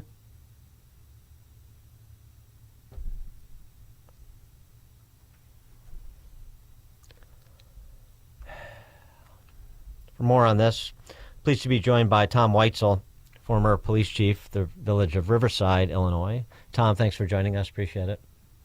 Hey, good morning, Dad. Thanks for having me. Well, we've talked about this before, but this is perhaps more focused than we've ever had. It wasn't the police. It wasn't the Cook County State's Attorney's Office. It's the judges. Yeah, in this case, you're right. They usually can try to blame the police or the prosecutor's office. This squarely on Judge Teresa Gonzalez. And, as you mentioned, and you're open here, 49 prior arrests, 10 convictions, and he has more. So I did a little digging. It's 49 arrests, but if you take in the charges, so some of those arrests, they had multiple charges, 3 or 4 arrests, it's up to 54 charges, okay? And she makes a statement that I can't keep everybody in jail because the state's attorney wants me to. My answer to that is yes, you can, because you're supposed to, at that first appearance court, you're supposed to look at the criminal history. You're supposed to look at the violence that took place, which means the crime. Was the victim injured? What's the severity of those injuries? And what's your likelihood of coming to court? And he had several failure to appears, which means he just skipped court. And I think she was sitting on the bench, and her statement would say to me, well, yesterday, she has a checklist on that bench. Yesterday, I held 6 people in custody. So today, I'm going to have to let 4 people out of custody. That's not how it's supposed to work. And in this case, the victim may very well die. So let's be honest. In this case, it could kill someone. Well, I mean, here's the thing. Because the Cook County State's Attorney wants me to, you're not doing anybody favors, Your Honor, and I say that with all appropriate sarcasm. You're supposed to do your job. The Cook County State's Attorney is making an argument. His public defender is making an argument. You're supposed to do your job. This has nothing to do with doing something for the Cook County State's Attorney or not. And but here's the other part of this, and it's interesting to note we haven't heard from our esteemed governor. This is in part and parcel of the Pritzker Purge Law, the so-called Safety Act, the Orwellian entitled Safety Act. This is also, you're supposed to, have blinders on with respect to previous bad acts so that, the defendant before you is not prejudiced because of prior bad acts. For sure. And I haven't heard her because she's probably not going to comment. But if they have a spokesman for the Cook County court system, I guarantee you, Dan, they're going to say, well, the judge was acting within the law, meaning the Safety Act, and that they are going to push it back on the legislation, that she was forced to do this. But, her statement that she made about, you can't hold everybody the state's attorney it would eliminate that. But that's what they're going to say. They're going to say the state act of the Safety Act forced her to let this individual go. And I would say that that's ridiculous based on his criminal history and the severity of the injuries. The two things you're supposed to look at from the beginning. I mean, you don't give people, 49th and 50th chance. I heard somebody comment the other day, yesterday actually, that said, let's slow down before we judge this. Let's not move that quickly. I thought to myself, are you kidding? And that individual on the television interview said, the law, the Safety Act was built for equity and giving individuals second chances. I couldn't believe I heard that. This is 49 and 50. Well, second chances, 50th chances, who wants to get hung up on the count? There's always a chance to reform somebody, right? And I want you to get reaction. I want to get your reactions to what Brandon Johnson had to say about this too, because of course he was asked, well, what are you going to do about the safety or the lack thereof on CTA? And by the way, we're talking about this case because it is so evil and heart-wrenching to think about the injuries that have been inflicted upon that young woman for doing nothing other than scrolling on her phone while she's going to and from wherever she was going to and from. But you had a woman attacked and robbed on the Red Line. You had 2 CPD burglary alerts issued on the Green Line. We're 3 months removed from 4 people being shot and killed on the Blue Line in Forest Park. Do we forget about that? How's that investigation going? And I know Brandon Johnson issued an executive order against vaping on the L, so that's really important. But here's so what else are you going to do? Here's his answer. See if you can help us decipher it. This is an absolute failure of our criminal justice as well as our mental health institutions. The system that we had failed to intervene, and now we have a woman who is fighting for her life, and I am praying for her and her full recovery. How will you specifically be changing safety measures on the CTA for riders who are moving forward? Safety as a whole is my top priority, not just for public transportation. And so there are appropriations that have been dedicated specifically around safety, but even more specifically around homelessness as well as mental health services, right? So now we have a governing structure that will allow for all voices to come together to think strategically about where those investments should rest. And so it's going to be a combination of all three: mental health and behavioral health care services. So that's going to require person power, but also for the homeless, which includes our ability to be able to ensure that those who are unhoused are not relying upon the public transportation as temporary housing. And as far as how we show up with law enforcement or security agencies, those things will be debated. But just know that it's a top priority. I think it's too early to speculate like what that absolutely looks like. But again, the funding from Springfield is the most important thing. Without that funding, then none of this will be visibilized. What I heard is a lot of funding for violence interrupters and social workers, and to the extent law enforcement has a role to play there, we'll debate it. Those are what I took away, to the extent I could extract anything sensible from that. Yeah, that's just a bunch of mumbo jumbo. I couldn't extract anything from that because, in 2024, the federal government put out a report that Chicago's transit system is the second worst in the nation for crime. And, within the last month, the Department of Transportation sent a letter to the CTA saying, what are you going to be doing to increase security, or we're going to take federal funding away? So what have they answered that? Are they going to do anything?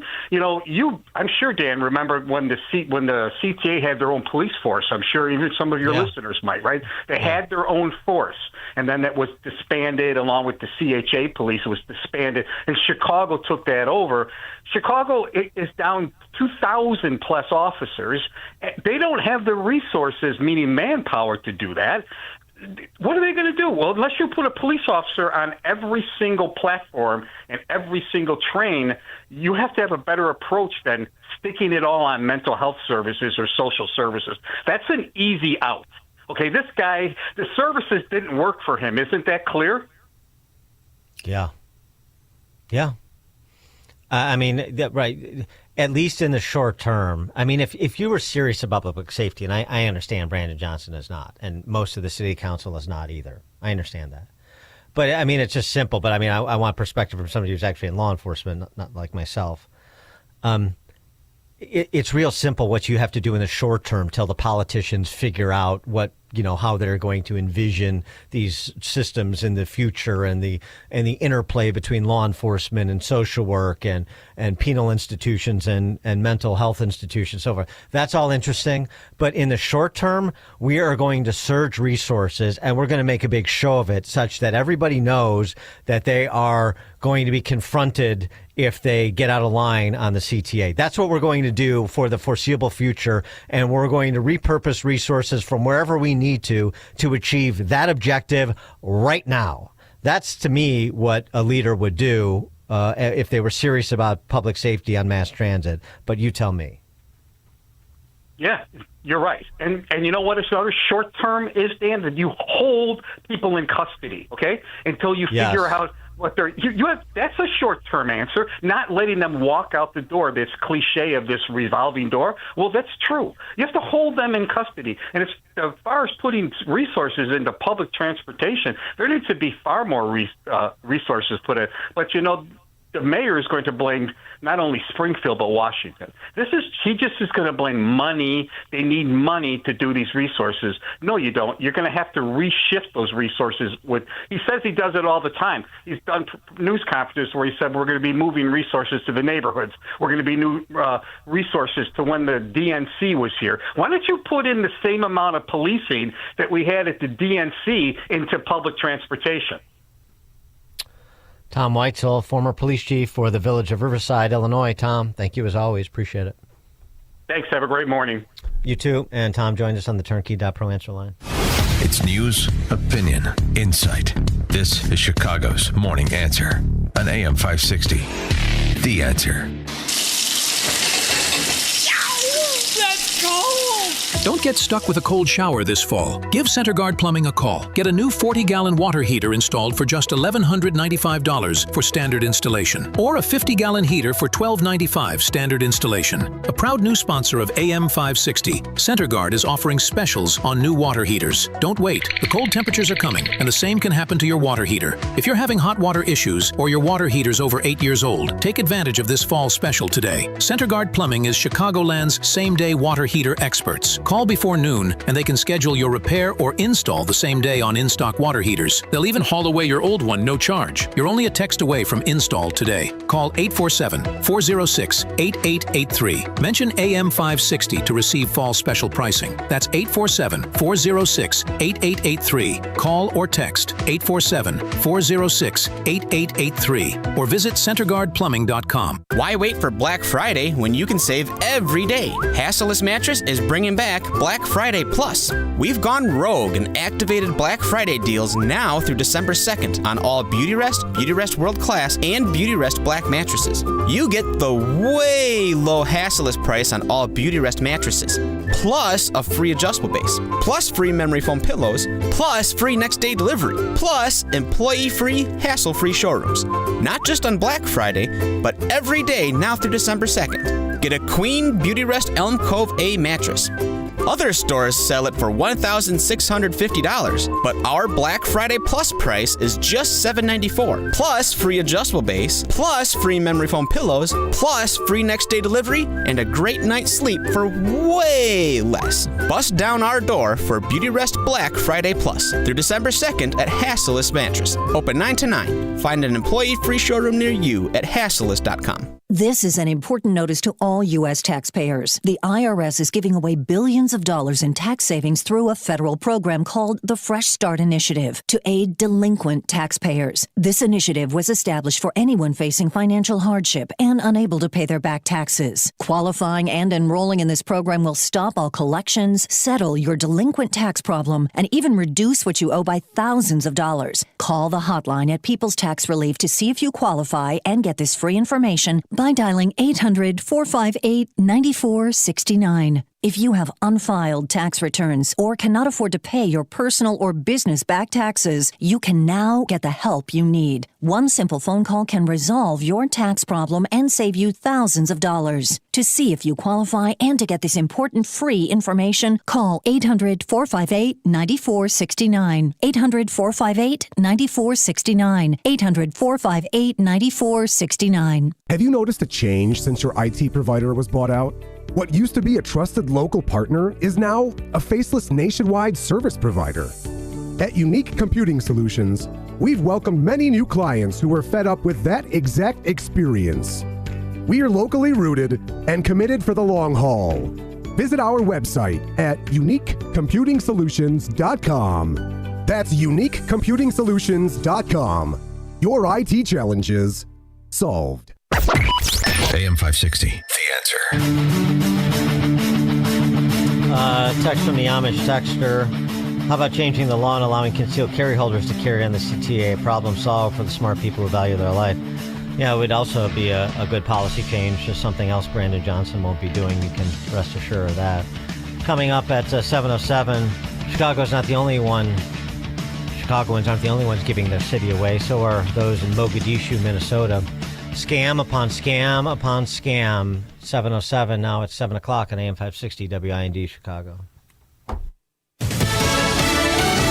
Can they set aside the rhetoric? I'm Jack Callahan, Fox News. President Trump has called New York City's mayor-elect Zoran Mamdani a communist. Mamdani has promised to be the president's worst nightmare. Today, they meet at the White House. Mamdani saying, "My team reached out to the White House to set up this meeting because I will work with anyone to make life more affordable for the more than 8.5 million people who call this city home." White House Press Secretary Caroline Leavitt. It speaks to the fact that President Trump is willing to meet with anyone and talk to anyone and to try to do what's right on behalf of the American people. On Capitol Hill today, the House considers a resolution to condemn socialism. Some Dems might oppose it because the resolution does not define socialism, and some social programs like Medicaid and Social Security could be viewed as socialist under this measure. Fox's Madeline Rivera. The White House says an American-brokered peace plan could end the war in Ukraine. But two sources familiar with the plan tell Reuters it puts more pressure on Kyiv than Moscow. A draft of the President Trump-backed proposal obtained by the Associated Press would require Ukraine to give up land to Russia in exchange for security guarantees from the U.S. It would also require Ukraine to limit the size of its military, prevent the future expansion of NATO, and offer a path to lifting sanctions on Russia. Russia would be required to stop attacks, and $100 billion in frozen Russian assets would be dedicated to rebuilding Ukraine. But Ukraine's president has repeatedly ruled out handing territory over to Russia, and critics say doing so would be a victory for the Kremlin. Fox's Kristen Goodwin's sources also say the U.S. wants Ukraine to sign off on the plan by Thursday, threatening to cut off intelligence and weapons supplies. Gunmen have attacked a Catholic school in western Nigeria, kidnapping as many as 52 school children, according to local media. Wall Street Dow futures are about 300 points higher in early trading. The Dow lost 386 points yesterday. Americans listening to Fox News.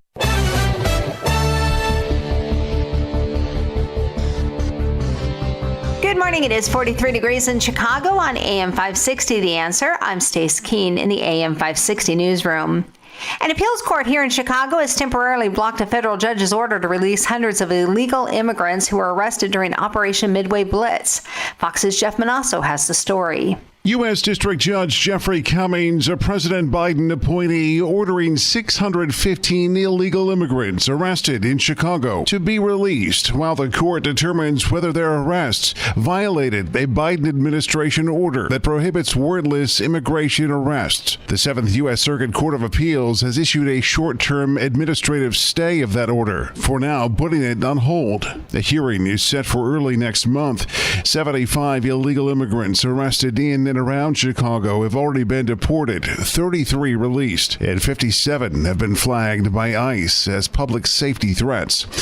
In Chicago, Jeff Manasso, Fox News. Chicago Mayor Brandon Johnson says the $1.5 billion transit bill could be the key to providing safer mass transportation. Johnson says the bill includes money to address mental health issues in the homeless population. Johnson is asking for the state to expedite those funds in the wake of the attack of a woman earlier this week on the CTA Blue Line. The suspect in that attack, 50-year-old Lawrence Reed, has struggled with legal and mental health issues. Reed is currently facing federal terrorism charges after dousing a female victim with gasoline and lighting her on fire.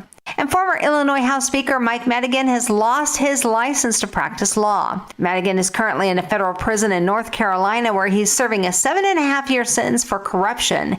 He is appealing that conviction. This report is a service of Fox Valley Coins in Naperville. Easy to get to off I-88 on Route 59 in Naperville. Family-owned integrity since 1981. FoxValleyCoins.com.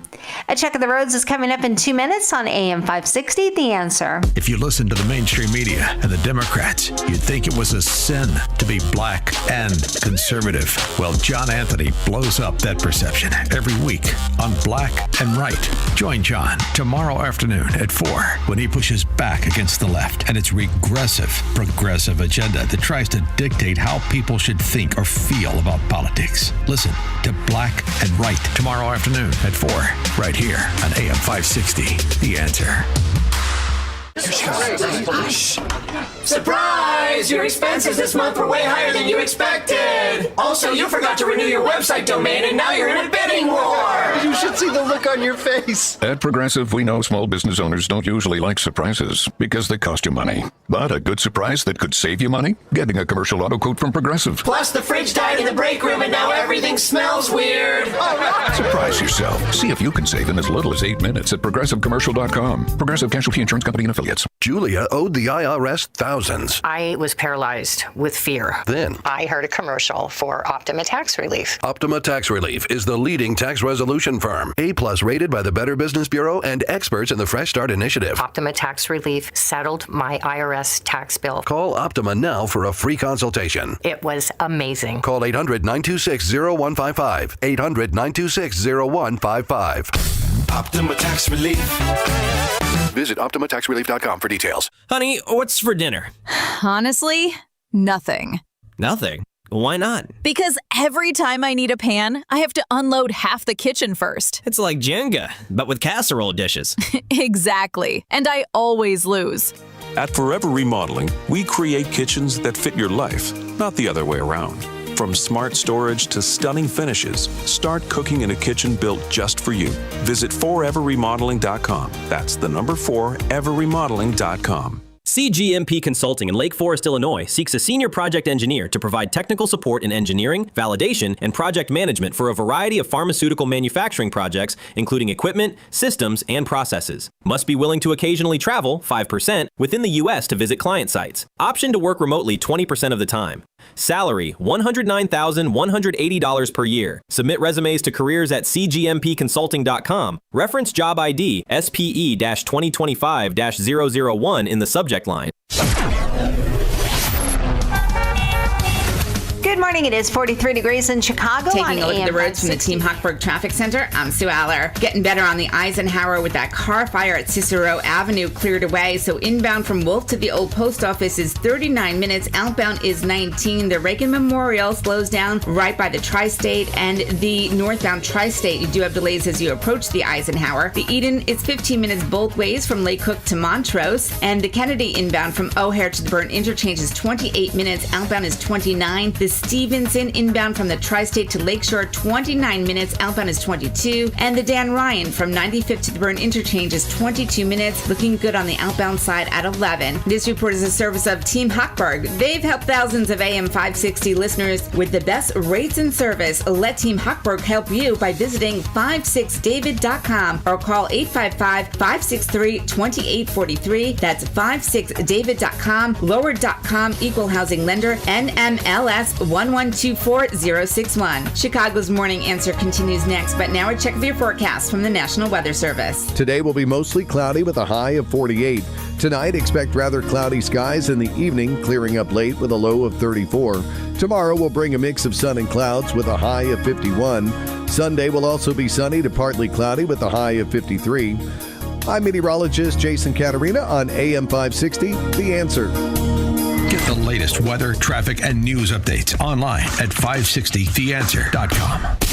Now, from the Signature Bank Studios,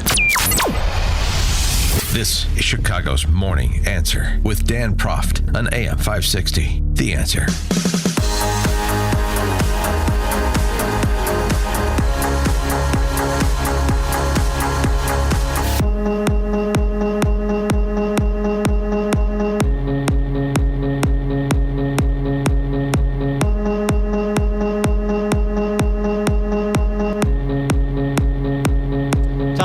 Dan Proft here, and earlier this week, Florida Governor Ron DeSantis, speaking about the immigration debate, said something of particular salience. I don't think it's groundbreaking stuff, but anything that's commonsensical comes across as groundbreaking or particularly insightful because of the quality of our political discourse these days, I suppose.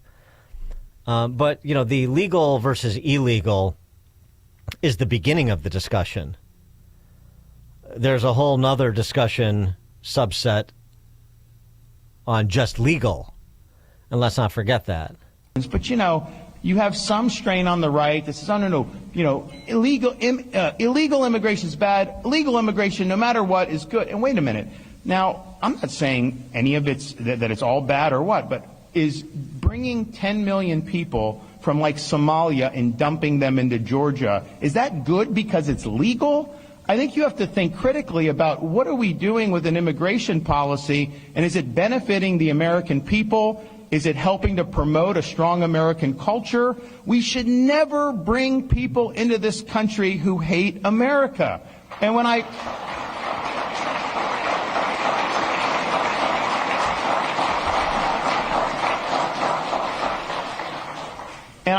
look at like Mindami's dad and listen to the stuff he's saying about America being the story, I'm like, why would we have wanted somebody like that to come? I mean, especially if you think America is so bad. So we have to be smart. It's lazy thinking to say anything that's legal must necessarily be good. Some of these companies game these systems with bringing cheap labor. So there's a whole host of things, but don't do what Europe did. Europe did a mass migration that was legal, that was intentional, and it's proven to be disastrous. So as conservatives, we must think. It's a good point. But in terms of his invocation of 10 million Somalis to Georgia as a good thing, just hypothetical. There's a reality in Minneapolis, which is more aptly named Mogadishu, Minnesota these days. And the ostensibly legal importation of half of Mogadishu to Minneapolis.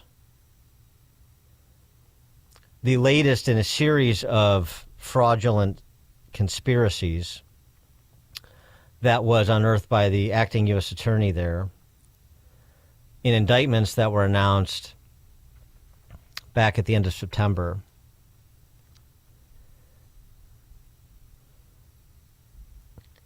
The scheme, I'll go through a couple of the other ones, but the new scheme, the particularly despicable one, involved federally funded autism services for children.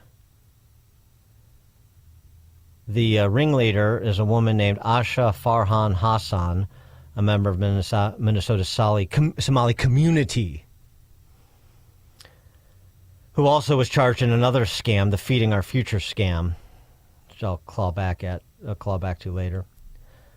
She is alleged to have played a role in the $14 million fraud scheme perpetrated against Minnesota's Early Intensive Developmental and Behavioral Intervention Program. Hassan and her co-conspirators, again according to federal prosecutors, approached parents in the Somali community, recruited their children into autism therapy services. It didn't matter. Prosecutors suggested if a child did not have an autism diagnosis, Hassan would facilitate a fraudulent one. To drive up, this is from the U.S. Attorney's Office, to drive up enrollment, Hassan and her partners paid monthly cash kickback payments to the parents of children who enrolled. These kickback payments range from approximately $300 to $1,500 per month per child. The amount of these payments was contingent on the services DHS authorized the child to receive. The higher the authorization amount, the higher the kickback. Often parents threatened to leave and to take their children to other autism centers if they did not get paid higher kickbacks. Autism claims to Medicaid in Minnesota skyrocketing in recent years from $3 million worth of claims in 2018 to $54 million in 2019 to $77 million in 2020 to $183 million in 2021 to $279 million in 2022 to $399 million in 2023. Seems curious. The number of autism providers in the state spiked from 41 to 328 over the same 4-year period, with many in the Somali community establishing their own autism treatment centers, citing the need for culturally appropriate programming. Of course, the DEI cover. By the time the fraud scheme was exposed, 1 in 16 Somali 4-year-olds in the state had reportedly been diagnosed with autism, a rate more than triple the state average. This is just the latest in a series of intricate schemes, conspiracies that Somalis have set up. Some may be Somali Americans, some may have a TPS status, some may be illegal. Who knows? Because Tim Walz and company are certainly not going to make those distinctions. Anyway, there's 2 other huge scandals. Feeding Our Future, which we have discussed. There's also a scandal with the House Stabilization Services program in Minneapolis. Massive frauds form a web that has stolen billions of dollars in taxpayer money. Billions. And where does it go? Well, here's the new wrinkle. First of all, in 2023 alone, the Somali diaspora sent back $1.7 billion in remittances from the United States to Somalia. That's more than the Somali government's budget for that year. And this investigation done over at the Manhattan Institute by Chris Rufo and Ryan Thorpe provides something that is additionally disturbing, as if this wasn't enough. Some of the money remitted has been directed to the al-Qaeda-linked Islamic terror group Al-Shabaab. which has a presence in Somalia. According to law enforcement sources, Minnesota's Somali community untold millions through a network of hawalas, which are informal clan-based money traders that have wound up in the coffers of al-Shabaab. According to Glenn Kearns, a retired Seattle police detective who spent 14 years on a federal joint terrorism task force, the Somalis ran a sophisticated money network spanning from Seattle to Minneapolis and were routing significant amounts of cash on commercial flights from the Seattle airport to the Hawala networks in Somalia. Of those networks, Kearns discovered $20 million was sent abroad in a single year. The amount of money was staggering, said Glenn Kearns, this retired Seattle PD detective. Kearns' investigation eventually expanded to Minnesota, where he realized the same thing was happening. I worked on it for 5 years, Kearns said. We had sources going into the Hawalas to send money. I went down to Minnesota and pulled all of their records, and all these Somalis sending out money are on DHS benefits. How does that make sense? We had good sources tell us this is welfare fraud.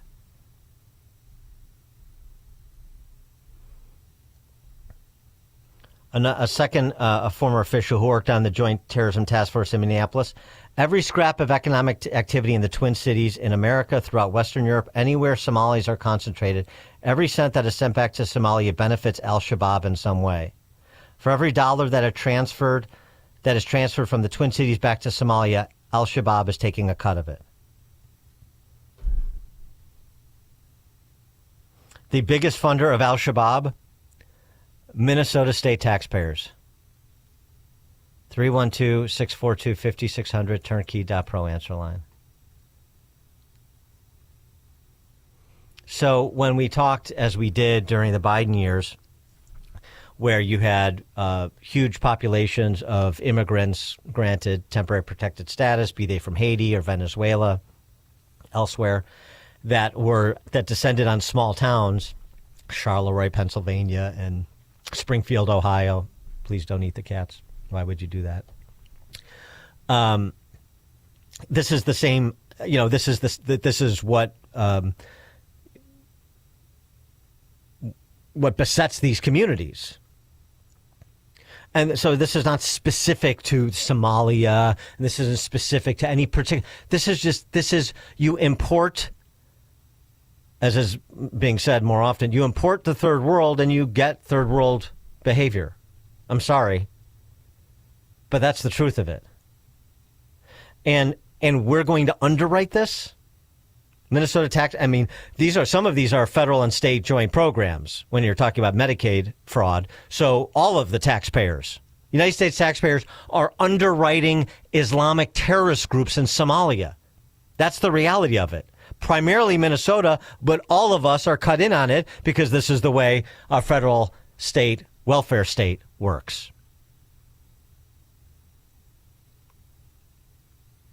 And you want to focus on ICE agents rather than what the left has ushered into this country through open borders policies and a bastardization of TPS, the Temporary Protected Status Program, as we talked about quite a bit during the Biden years, which is also being clawed back by the Trump administration. I mean, this City Journal piece is really a good piece of investigative work. And go back, I won't go into it now, but go back and read the details on the Feeding Our Future scam and the House Stabilization Fund scam. Talking about hundreds and hundreds of, I'm not saying that every Somali in Minneapolis is a criminal or anything like that. I'm not saying that. I'm saying the indiscriminate nature of open borders breeds opportunities for people that of bad faith that intend to do bad things to execute bad things at our expense. And it's not just stealing, it's stealing to benefit terrorist groups. The kind of terrorist groups that are executing Christians in Nigeria. The kind of terrorist groups and warlords that killed American soldiers, Black Hawk Down in Mogadishu. What the hell are we doing?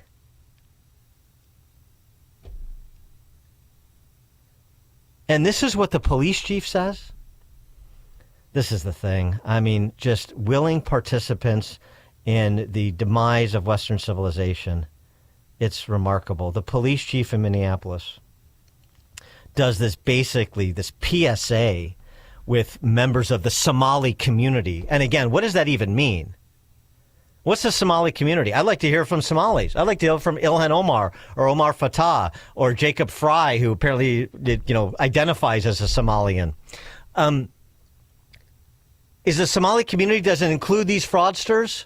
Is that part of the community just because they share a homeland?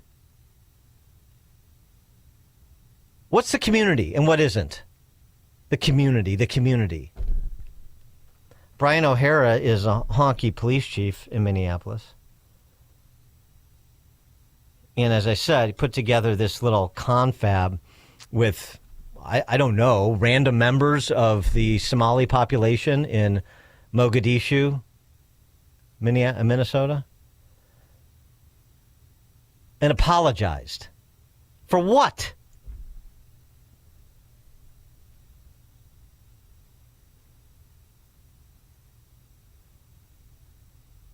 The Somali community here in Minneapolis has been welcoming and has shown love towards me, and I appreciate it. Over the last 3 years, we have been working together to try and address some of the real serious problems that we have in our community. We have to be honest at times with the problems that we're having in our community, and we need our community to help us fix those problems together because it's real and it's serious. At the same time, if people have taken anything that I have said out of context in a way that's caused harm, I apologize and I'm sorry for that because that's not my intention at all. Really? You're worried about the delicate sensibilities? We have time to, worry about everybody's identitarian sensitivities here?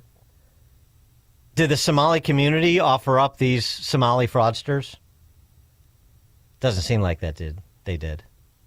And by the way, this isn't even getting into allegations of voter fraud, which have been ever present since Ilhan Omar showed up on the scene. And the Somali community became apparently the dominant political force in Minneapolis. What's next? By the way, we mentioned, too, on this program before, you have similar problems in and around Chicago. I'm not distinguishing, there's a difference between peaceful pluralist Muslims and this separatist Islamist terrorist sympathizing element within the Muslim community. You got problems in places like Bridgeview, Glen Ellen for that matter. You have problems in Texas, and Greg Abbott is doing something about it. He's not as aggressive as some may want him to be, but he issued that executive order this week singling out the Muslim Brotherhood and CARE specifically, which is treated as a legitimate organization in Chicagoland. And he had the receipts on all of the terrorist sympathizers and collaborators in CARE that inspired the executive order prohibiting them from owning property in Texas. Because he's paying attention, and he noticed something. He said this on a recent podcast with Dana Lash. You had Sharia courts being set up in Dallas, Texas. And that's happening in Dallas. What do you think is happening in Minneapolis? What do you think is happening in Chicagoland? Well, if you look at a letter that I issued earlier today, I did tell the public, as well as local law enforcement, that there actually are Sharia courts that are operating in Dallas. And they are trying to impose Sharia law. And I pointed out to local prosecutors, both in Dallas County as well as in Collin County, as well as to the Attorney General, as well as to the Texas Department of Public Safety, that what they are doing with these Sharia courts that we have identified in the letter that I issued today, they are in violation of Texas law, including violation of Texas penal codes. And so what they're doing in part could be considered a crime, but also clearly a violation of the Texas Constitution and our statutes that prohibit Sharia law in the state of Texas. You think anybody's paying attention to the presence of that element in Chicagoland? Frank, Rogers Park. How you doing? Yeah, we've been seeing this pattern a long time now, coming in the UK and in France and in the Netherlands with the likes of Geert Wilders and Tommy Robinson. It appears to be a destruction of national sovereignty for the open societies and the agenda people with Charles Schwab and all them. What are your thoughts? Well, I mean, my thoughts are my thoughts are very pragmatic and very specific.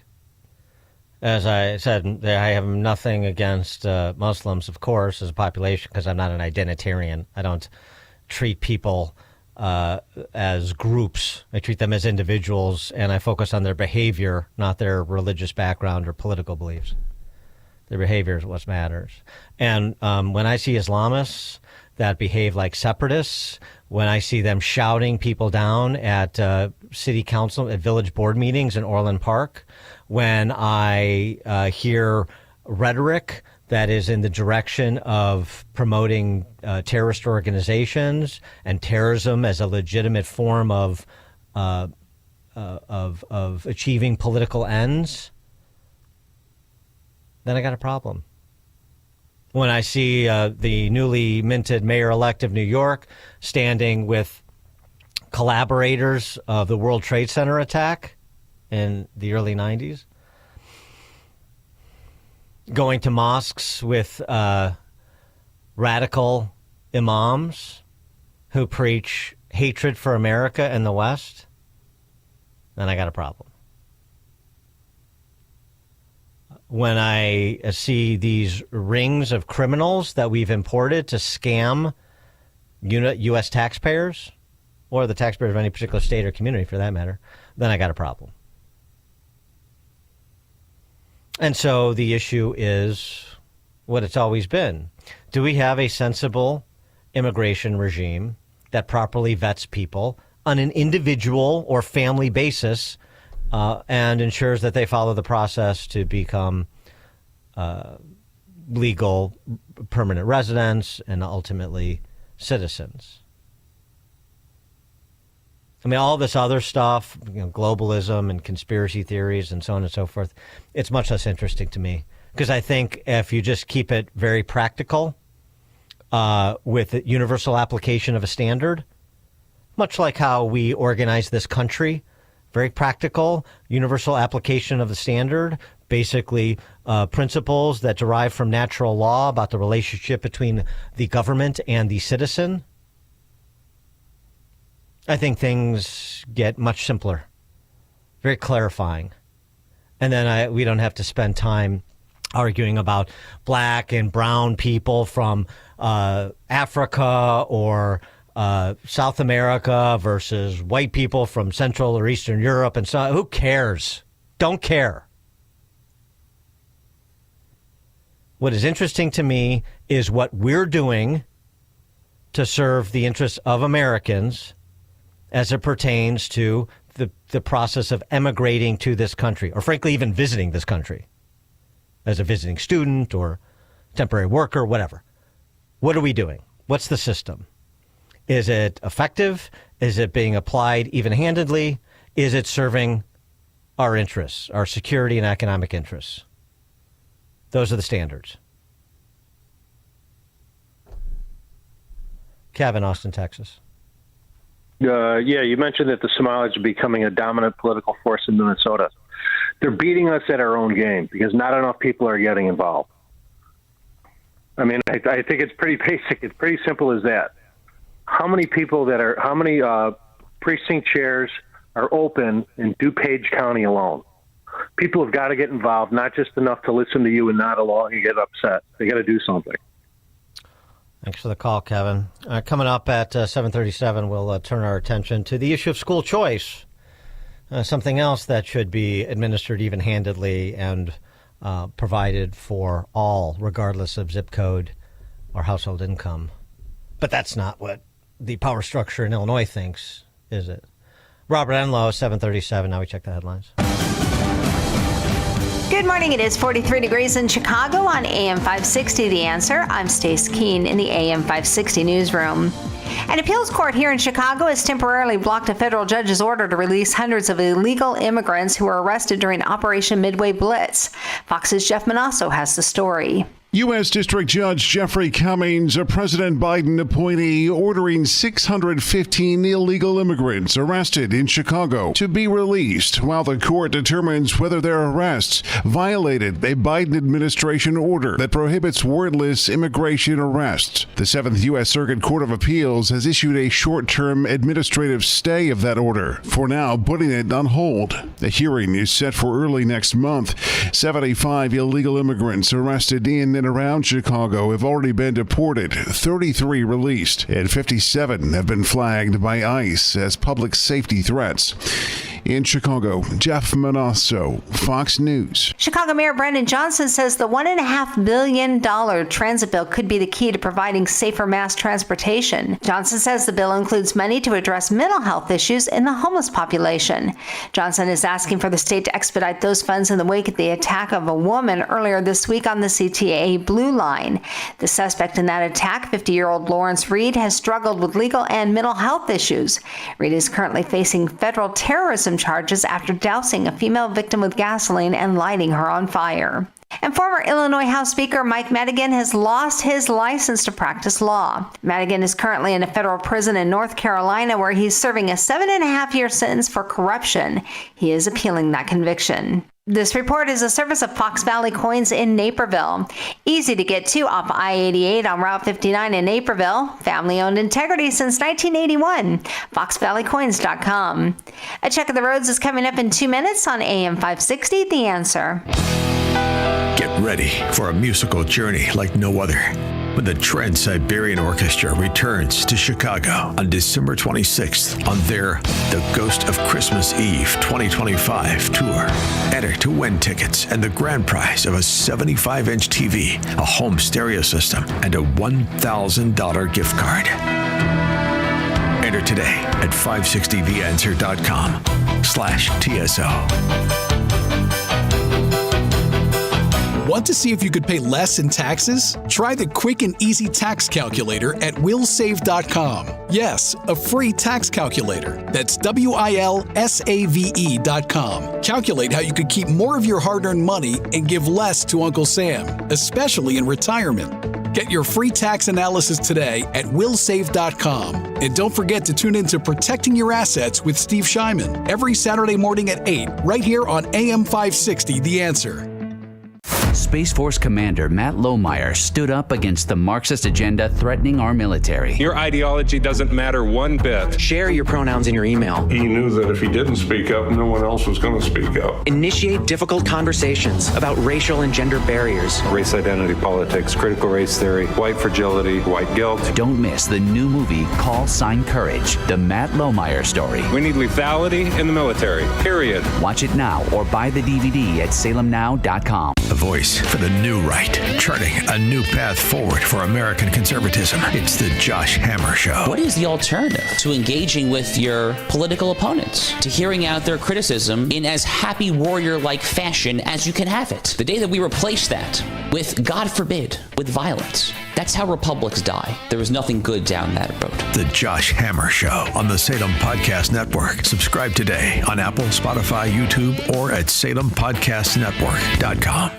Making the switch to a new communications and IT company may seem like a big ordeal, but if you're not getting the reliable support, consistent internet, and secure solutions your company needs, meet Access One, your local Chicagoland IT experts. Access One has been powering Chicago businesses with secure, reliable IT solutions for over 30 years from our headquarters right here in the West Loop. Whether it's VoIP phones, dedicated internet, managed cybersecurity, cloud backups, or 24/7 support, Access One is here for you. Serving thousands of companies from Naperville to the North Shore, Access One is Chicago-owned and Chicago-run, a trusted IT partner for law firms, clinics, tech startups to manufacturers. We'll make the switch easier than you think. Let's talk. Call 800-654-1555 or visit AccessOneInc.com. Rated top 5% in customer satisfaction and a Better Business Bureau A+ rated business. That's AccessOneInc.com. Tech made personal locally. Medical professionals, is God calling you to contribute your medical skills for something more? Are you looking for better hours and a more flexible schedule? Since 2009, Waterleaf Women's Center in Aurora, Illinois has provided free and compassionate care to thousands of women facing an unplanned pregnancy. Due to the incredible growth of our ministry and the upcoming addition of wellness and prenatal services, we are seeking new members to join our medical team of doctors, nurses, and sonographers. Waterleaf offers a comfortable working environment, flexible hours, a Christ-centered approach, and a competitive salary. We consistently rank among the top-performing nonprofit pregnancy clinics in the nation, and our patient survey scores are phenomenal. For more information, please call Waterleaf Women's Center at 630-701-6270, 630-701-6270, or visit onechoiceonelife.org today. That website, onechoiceonelife.org.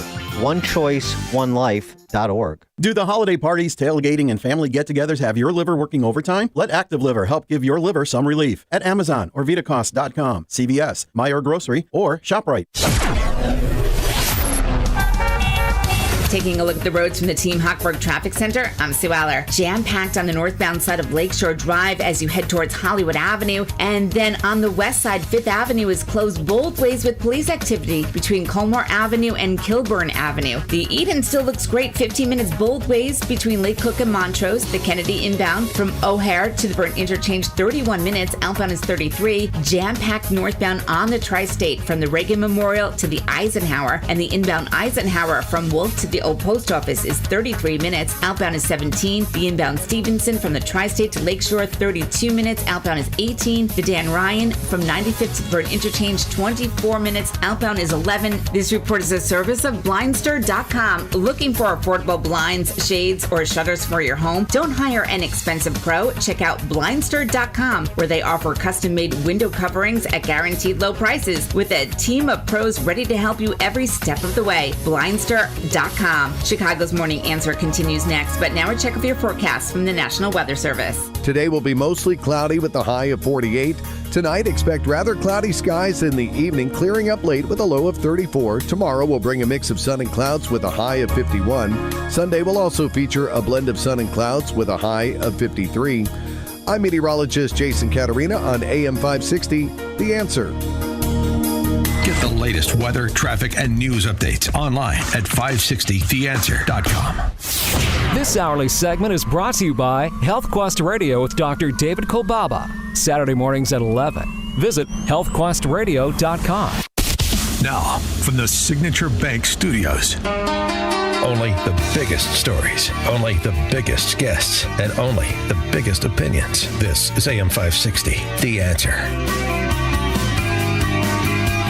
Top of the morning, Dan Proft here. Kendall Tights is a investigative reporter for Defending Education, and she has happened upon some newly minted propaganda from the National Education Association, the teachers unions, NEA, NFT, that human shrew, Randy Weingarten.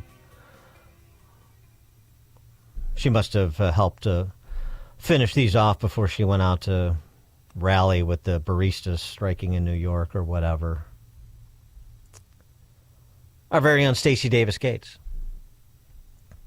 So this will be coming to a government school system near you in Chicagoland, throughout the state too, of course. Be championed by Jelly Belly Company. The nation's largest teachers union, the NEA, has rolled out its race, class, gender narrative playbook on trans issues. Race, class, gender narrative. Finally, been waiting. The materials repeatedly talk about their side, openly vilify, quote, the right and, quote unquote, the right and, quote unquote, Republicans. Yeah, I appreciate the candor. Let's just strip away the veneer, shall we? The NEA's Advancing LGBTQ plus Justice training takes place next month. Have you made your reservations? The training is billed as a way to help NEA members work with colleagues who belong to and are allies of the LGBTQ plus community. But its stated objectives are a little less mellifluous in their presentation. Developing a shared understanding of the anti-LGBTQ plus policy landscape. Sure. What's the anti-LGBTQ plus? People that don't want men in the girls' locker room or playing girls' sports? Those Philistines. advancing counter-narratives of inclusion and equity, examining LGBTQ plus issues to address systems of privilege and oppression. The training includes key terms warning members that language around LGBTQ plus issues shift and change every 2 years. You got to memorize the latest vocabulary. You have to keep up with the lexicon lest you lose your status as an ally.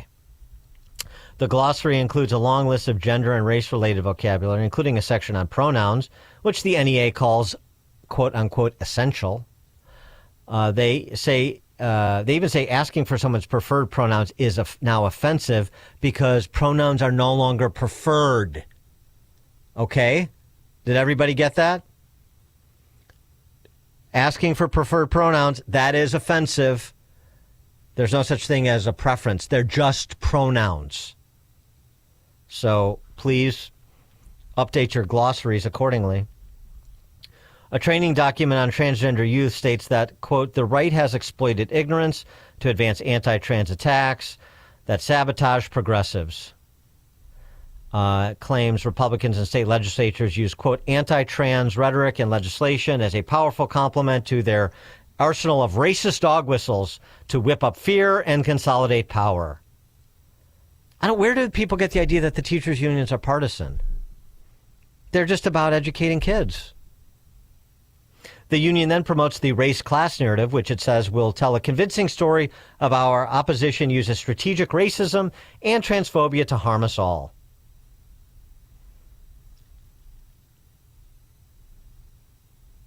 The training admits that the opposition wins the debate on trans youth in sports against any and all argument we have tried for our side, and they advise connecting attacks on trans women athletes to the long legacy of discrimination against all women athletes. Well, that's going to be increasingly challenging when it's largely women athletes that are speaking out against the trans, the men pretending to be women playing women's sports, but you could try. I mean, they've done a good job of trying to demonize Riley Gaines and others as somehow misogynistic, right? The actual woman is the misogynist against the man trying to pretend to be a woman. Sure. So there you go. Oh, in a related story, since the teachers unions control government schools in this city, region, state, country. And this is from the New York Magazine. So, please share with your friends. It's not from some right-wing outlet that, obsesses about test scores and performance and remediation at the collegiate level and all the things we talk about in this program. New York Magazine, Andrew Rice writing, last winter, the federal government released the results of its semi-annual reading and math test for 4th and 8th graders, assessments that are considered the most authoritative measure of the state of learning in America, in American elementary and middle schools. In nearly every category, the scores had plunged to levels unseen for decades. Plunged to levels. That means down.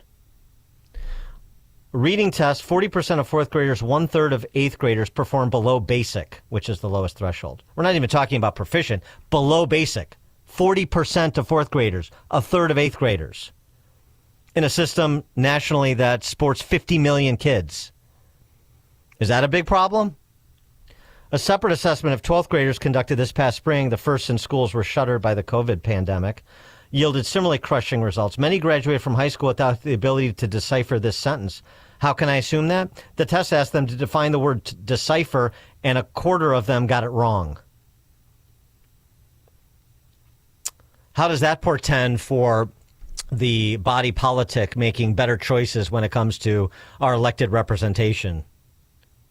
In the representations, I guess, in the halls of power, nationally, state level, locally.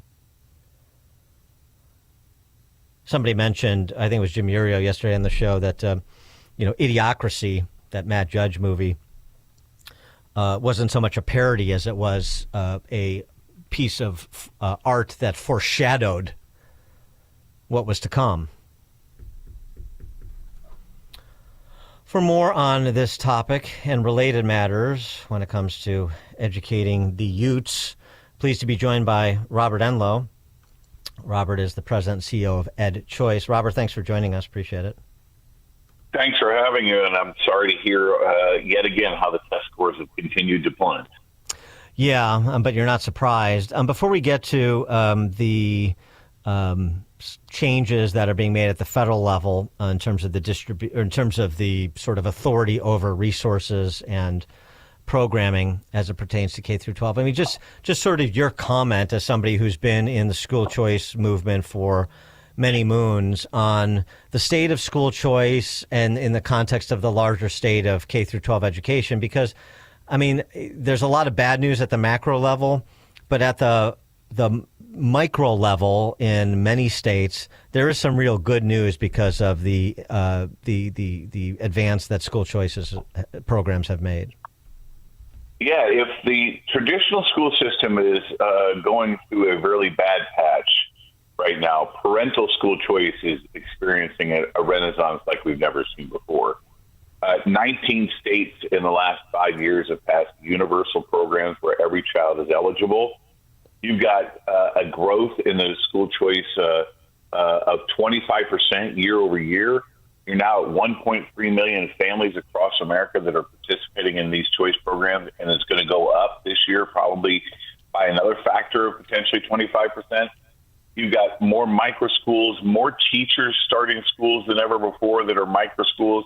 You've got a lot of vibrancy going on in K-12 education. It's just not at the government-run schools. And I remember Dr. Friedman once telling me that if you really want to know when you're getting ready to have the introduction of a truly free market, look at the presence of an underground market. In this case, look at the growth of homeschooling and the growth of microschooling in the country. It is going to shatter the way we deliver education in the future. And by the way, when you say Dr. Friedman, you're talking about the late, great Milton Friedman, who was, one of the intellectual forefathers of school choice.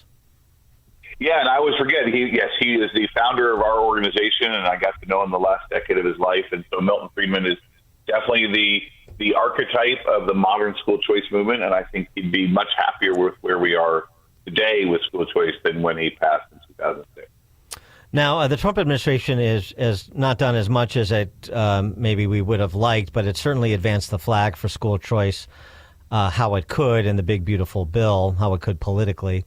And you make the point that the DOE, Department of Education, outsourcing some of its programs to other agencies is another positive move. Can you provide some detail on that? Yeah, I appreciate it. So, look, I think the Trump administration is continuing its efforts to reduce bureaucracy, increase choices, and return power to states. And the latest thing they're doing right now is they're basically saying, look, why does the Office of Elementary and Secondary Education, with its $28 billion budget, which is basically just a pass-through, why do we need to have a whole bureaucratic arm for that when it used to be over at Department of Labor? Why don't we just send it back there? And I think that's a brilliant move in many ways, because if you're in a state, even in Illinois, I guarantee you your educators are talking about connecting K-12 to the workforce.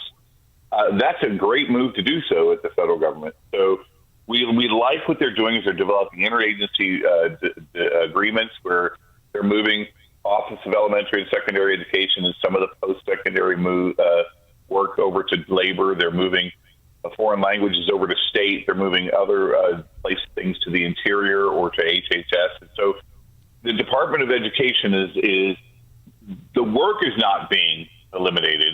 Just sort of the move of having a major bureaucracy is being eliminated.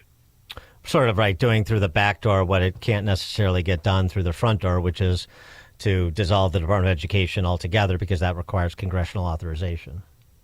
Yeah, you've got to have Congress. And I think what they're trying to do is prove some proof points about why this makes some sense. And look, the American public in our polling at EdChoice is clear. They want the functions of the departments to continue, but they don't think the federal government should play a major role.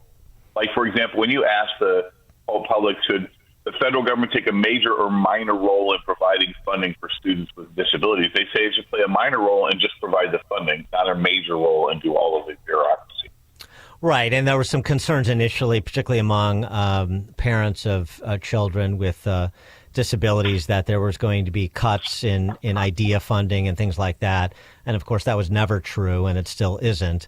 It's just being, as you are describing, with respect to that $28 billion budget that was in DOE, it's just being moved around. So you're funding the actual program at the local, state and local level rather than funding a bureaucracy at the federal level. That's That's right. And the one thing that the shutdown showed us is that K-12 schooling didn't shut down at all when the federal government shuts down, showing that it's primarily a state function and not a federal function. So I think this effort and this move by the administration is another good move. And the other thing I would say, Dan, is I'd like to thank Illinois, because in 2027, when the tax credit scholarship program gets in place, Illinois will probably be spending millions of dollars in Indiana. So we really appreciate that. Yeah, right. You're in Indiana, right? Since your state won't be joining the tax credit program and ours will, we appreciate all the donors in Illinois that will be giving resources to kids here as opposed to spending them in Illinois. Well, absolutely. You'll appreciate them even more because they're going to be moving to Indiana permanently. And that's where I wanted to go. Actually, I wanted to get your assessment of how impactful you think that tax credit scholarship program that states can opt into will be when it launches in 27. Yeah, look, like all federal government programs, this program is got some good intentions. It will allow all taxpayers to receive up to a $1,700 dollar-for-dollar tax credit for gifts they make to nonprofits to give out scholarships.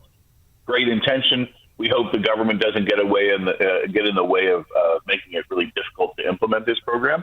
Mm-hmm. But it's implemented well, Dan. Look, this is going to potentially allow millions of dollars to kids in all the sectors. Remember, this program was created and allows kids in public schools to get benefits, charter schools get benefits, and private schools. So you've heard your public schools say, oh, my God, we don't have enough money for textbooks, or we don't have enough money for computers. The tax credit program would allow people to give to public school foundations to get computers for kids. And yet you will see people on the left, and unfortunately, and certainly your governor in Illinois, not joining that program. So we think it's got a potential to be important and potentially transformational as long as you join the program. Robert Enlow is the president and CEO of Ed Choice out of Indiana, as you heard. Robert, thanks as always for joining us. Appreciate it. Thanks for having me. Appreciate it. And Robert Enlow joined us on the Turnkey.Pro answer line. The stories you need to know to start your day. This is Chicago's Morning Answer on AM 560. The Answer. Are you prepared for the Illinois state tax? If your estate is worth over $4 million, your heirs could face a tax bill of up to 16% when you pass. Financial advisor Scott Tucker and the team at Scott Tucker Solutions can show you ways to potentially reduce or even eliminate that burden. One strategy is to start gifting assets during your lifetime to lower the taxable value of your estate. Another option is setting up irrevocable trusts, which can shield wealth from estate taxes. Charitable donations and life insurance policies can also be smart tools to offset tax liabilities. Call Scott Tucker and the Scott Tucker Solutions team now, 847-474-3888, or go to 560retirement.com. That's 847-474-3888, or go to 560retirement.com. Investment advisory services made available through AE Wealth Management, LLC, a registered investment advisor. Firm may not give tax advice. You know what really keeps me up at night? It's the criminals feel more and more bold. They have no fear of any consequences because there are none. So I did what anyone with a family should do. I called Goldilocks. They're not just some cookie-cutter security company. Goldilocks has been protecting Chicagoland homes and businesses for 4 decades, 40 years. And they actually listen. Their technician comes out to the house. He takes a look at what you need to make your house a smart home with a security system you can monitor from anywhere. It's built specifically for me and my family. Motion sensors, smart locks, cameras, monitoring, all customized. I don't trust anybody in Illinois to protect my family. I do it, and I did it by calling Goldilocks. I trust Goldilocks to keep my house, my property, and my family safe. Tell them Sean Thompson sent you, and Goldilocks will include 3 months free monitoring with any new installation. Call Goldilocks at 708-899-5600. That's 708-899-5600. Or visit them online at GoldilocksInc.com. Just how good is Pure Talk's current deal for unlimited wireless? Well, you might say it's the deal of your lifetime. Because right now, for just $29.95 a month, Pure Talk is offering unlimited talk, text, and data for life. Not your phone's life, your life. This is Pure Talk's top-tier plan. It comes with a crazy fast 5G network along with a 30-gig hotspot. And at just $29.95 a month, there has never been a better opportunity to lock in a ridiculously low rate for as long as you live. And save thousands and thousands of dollars along the way. This plan is normally $65 a month, but if you switch today, you will save over 50% every single month for the rest of your life. See what I mean? It really is the deal of your lifetime.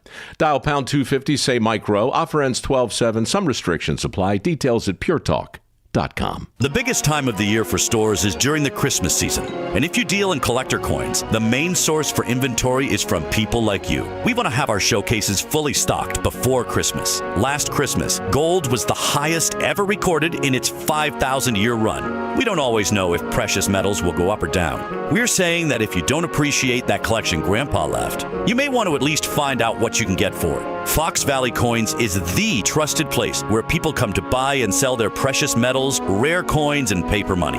We're especially interested in purchasing now through the first week of December. And we'll still be buying after we get back from the Christmas break, but we need to purchase now. Fox Valley Coins is located one light north of I-88 on Route 59 on the Naperville-Warrenville border. We'll be closed Christmas Eve through Monday, January 4th, celebrating Jesus' birth with family and for year-end inventory. Merry Christmas from Fox Valley Coins. Family-owned integrity since 1981. FoxValleyCoins.com.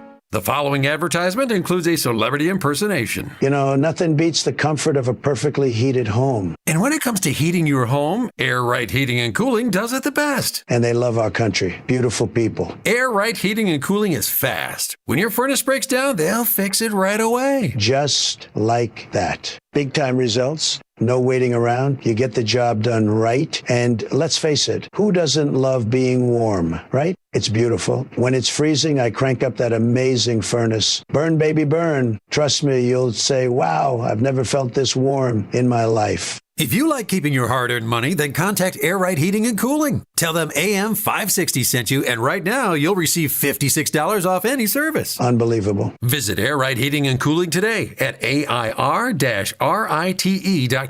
Again, that's AIR-RITE.com. Air Right Heating and Cooling. Doing it right since 1959. There's no championship league for small business owners. But if there was, you'd be at the top of the standings. Because going pro with Lenovo Pro means you've got the winning formation, one-on-one advice, IT solutions, and customized hardware powered by Intel Core Ultra processors help you stay ahead of the competition. Business goes pro with Lenovo Pro. Sign up for free at lenovo.com/pro. Lenovo. So Pure Talk is offering unlimited talk, text, and data on a crazy fast 5G network for just $29.95 a month for life. Not your phone's life, your life. This top-tier plan is normally $65 a month, but if you switch today, you'll save over 50% every month for the rest of your life. You might say it's the deal of your lifetime. Just dial pound 250, say Mike Rowe. Offer expires 12/7. Some restrictions apply. Details at puretalk.com. Fearless conversations and sharp analysis of the stories that matter. It's the Aaron Mullins Show, now available on the Salem Podcast Network. I do find it a little bit off-putting when someone has a history of calling others out for being complicit via their silence to then occupy that space themselves. The hypocrisy is the issue I have. The Aaron Mullins Show on the Salem Podcast Network. Subscribe today on Apple, Spotify, YouTube, or at SalemPodcastNetwork.com.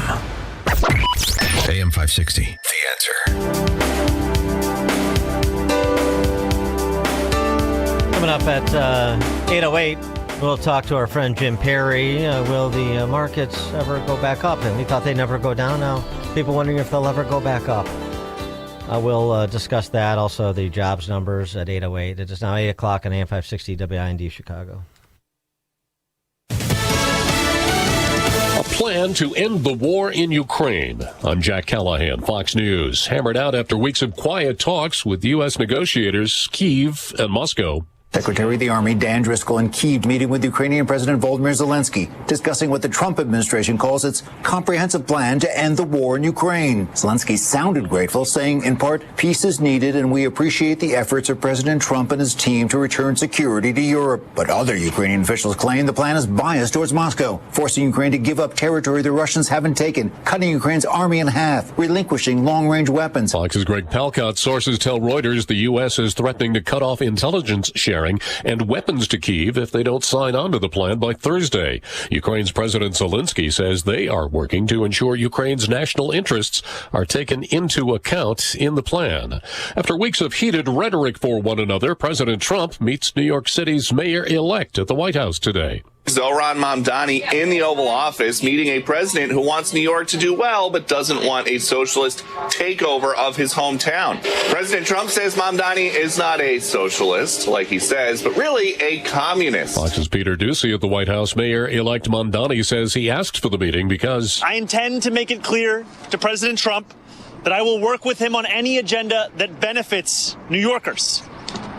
If an agenda hurts New Yorkers, I will also be the first to say so. The House is scheduled to consider a resolution today to condemn socialism.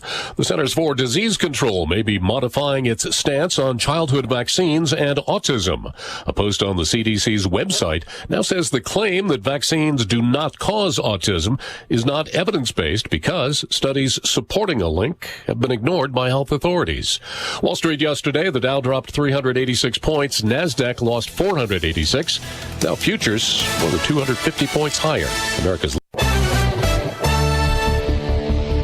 Good morning. It is 44 degrees here in Chicago on AM 560 The Answer. I'm Stace Keene in the AM 560 newsroom. The National Transportation Safety Board has pointed out similarities between the crash of a UPS cargo jet in Kentucky earlier this month to the deadliest airline crash in U.S. history. That's the crash of American Airlines Flight 191 out of Chicago's O'Hare International Airport. In both instances, the left engine and left pylon separated from the wing and the planes flew only a few seconds before crashing. Cook County Commissioner Sean Morrison has announced he will not be seeking re-election. Morrison released a statement saying public service should be a season of contribution, not a lifetime occupation. Morrison is the only Republican on the commission and says while his Democratic colleagues have good hearts and intentions, their ideological priorities differ from his, and those principles have contributed in his decision to step away from public office. All lanes of the Eden Expressway were closed for several hours following an accident yesterday. According to reports, a vehicle hit a light pole just before 3:30 yesterday afternoon, causing that pole to fall and leaving live wires dangling. It was unknown if there were any injuries from that accident. The road was reopened by 9 p.m. And the Illinois Department of Public Health is criticizing the U.S. Centers for Disease Control and Prevention for recent changes to the CDC's website concerning vaccines. The IDPH says the CDC is making, quote, unfounded claims regarding linkages between vaccines and autism. The CDC website says those claims that vaccines do not cause autism is not evidence-based, and studies supporting the link have been ignored by health authorities. This report is a service of Air Right Heating and Cooling, offering AM 560 listeners $56 off any service, including inspections, or take advantage of limited-time federal rebates on a new furnace. Visit Air Right Heating and Cooling today at AIR-RITE.com. Again, that's AIR-RITE.com. A check of the roads is coming up in 2 minutes, but time now for the AM 560 Business Beat, a service of Signature Bank. I'm Liz Clayman, and this is the Fox Business Report. Warehouse club chain BJ's Wholesale says its sales rose 1% in the recent quarter. It signed up more members, and it was making more from memberships. BJ's says its profit held up, though expenses were higher. CEO Bob Eddy says BJ's Wholesale continues to perform well in a volatile environment. The company says it's entering the holiday season with momentum. There is merger news. Hazardous waste company Clean Earth has been sold to French waste management company Veolia for around $3 billion, including debt. Reuters is reporting that California Pizza Kitchen has been sold to an investor group led by Consortium Brand Partners and Eldridge Investments. The first California Pizza Kitchen was launched in 1985 in Beverly Hills. It now has nearly 200 locations. That's your Fox Business Report. I'm Jenny Coselda. Invested in you. Dan Proft here to tell you about our 2025 Food for the Poor campaign. If you've listened to this station and to our show for any length of time, then you already know about Food for the Poor. They are a nonprofit, faith-based organization that provides food, water, medicine, clothing, and life-saving supplies directly to local partners in Latin America and the Caribbean. We all know about how bad the situation is in Latin America and the Caribbean right now. Economic decline, political instability and corruption, and high food prices. The only thing standing between these families and starvation is Food for the Poor and their partners who are providing life-saving food relief on the ground. But in order to get food and water to those who need it most, Food for the Poor needs your help. Your gift of just $150 can provide food and water for 2 children for an entire year. For a gift of $300, you can provide food and water for 4 children for an entire year. To make a gift of any amount, just call 844-862-4673. That's 844-862-4673. Or visit 560theanswer.com/foodforthepoor. And if you are a small business owner or you make the marketing or advertising decisions for a business, then you need to become a business benefactor. Just make a $2,500 tax-deductible donation to Food for the Poor. And AM 560 will give you 40 one-minute commercials to air here on AM 560 The Answer between 5 a.m. and 8 p.m. Monday through Friday at no additional cost to you. Lock in your 2026 marketing now at this incredible price. It really is the best deal in all of Chicago radio. You'll join a long list of businesses who are reaching AM 560's audience of affluent decision makers. And through the generosity of your business, you'll also be helping more than 30 children for a year. To take advantage of this deal, just call John Gallagher at 847-472-8950. Again, 847-472-8950.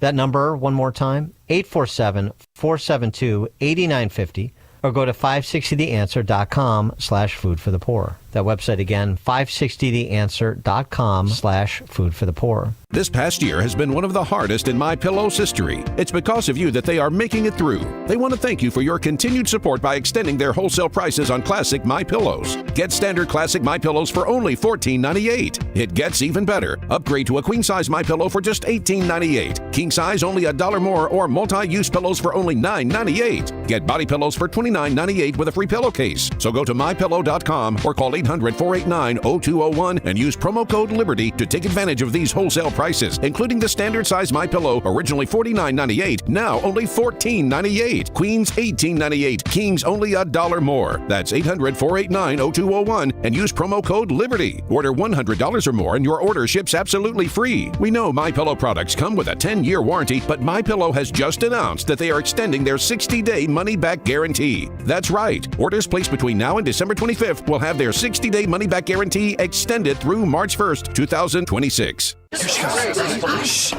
Surprise! Your expenses this month were way higher than you expected! Also, you forgot to renew your website domain and now you're in a bidding war! You should see the look on your face. At Progressive, we know small business owners don't usually like surprises because they cost you money. But a good surprise that could save you money? Getting a commercial auto quote from Progressive. Plus, the fridge died in the break room and now everything smells weird! Surprise yourself. See if you can save in as little as 8 minutes at ProgressiveCommercial.com. Progressive Casualty Insurance Company and Affiliates. Julia owed the IRS thousands. I was paralyzed with fear. Then I heard a commercial for Optima Tax Relief. Optima Tax Relief is the leading tax resolution firm. A+ rated by the Better Business Bureau and experts in the Fresh Start Initiative. Optima Tax Relief settled my IRS tax bill. Call Optima now for a free consultation. It was amazing. Call 800-926-0155. 800-926-0155. Optima Tax Relief. Visit OptimaTaxRelief.com for details. Taking a look at the roads from the Team Hackberg Traffic Center, I'm Sue Aller. Stop and go delays on the northbound side of Lakeshore Drive as you head towards Hollywood Avenue. And then we have police activity on the west side closing down Fifth Avenue both ways between Colmar Avenue and Kilbourne Avenue. The Eden inbound, not too bad from Lake Cook to Montrose, 16 minutes. Outbound a little bit slow at 22. The Kennedy inbound from O'Hare to the Burn interchange is 40 minutes. Outbound is 33. We're now stop and go in the express lanes inbound between Kimball Avenue and Ohio Street. Stop and go delays on the northbound Tri-State from the Reagan Memorial to the Eisenhower, and the Eisenhower inbound from Wolf to the Old Post Office is 36 minutes. Outbound is 18. The inbound Stevenson from the Tri-State to Lakeshore, 36 minutes. Outbound is 26. The Dan Ryan from 95th to the Burn interchange, 27 minutes. Still looking good outbound at 11. And on the northwest side, you have a collision on Irving Park Road, eastbound at Pulaski Road. Chicago's Morning Answer continues next, but now a check of your forecast from the National Weather Service. Today will be mostly cloudy with a high of 48. Tonight, expect rather cloudy skies in the evening, clearing up late with a low of 34. Tomorrow will bring a mix of sun and clouds with a high of 51. Sunday will also be sunny to partly cloudy with a high of 53. I'm meteorologist Jason Caterina on AM 560, The Answer. Get the latest weather, traffic, and news updates online at 560theanswer.com. Now, from the Signature Bank Studios, this is Chicago's Morning Answer with Dan Proft on AM 560, The Answer.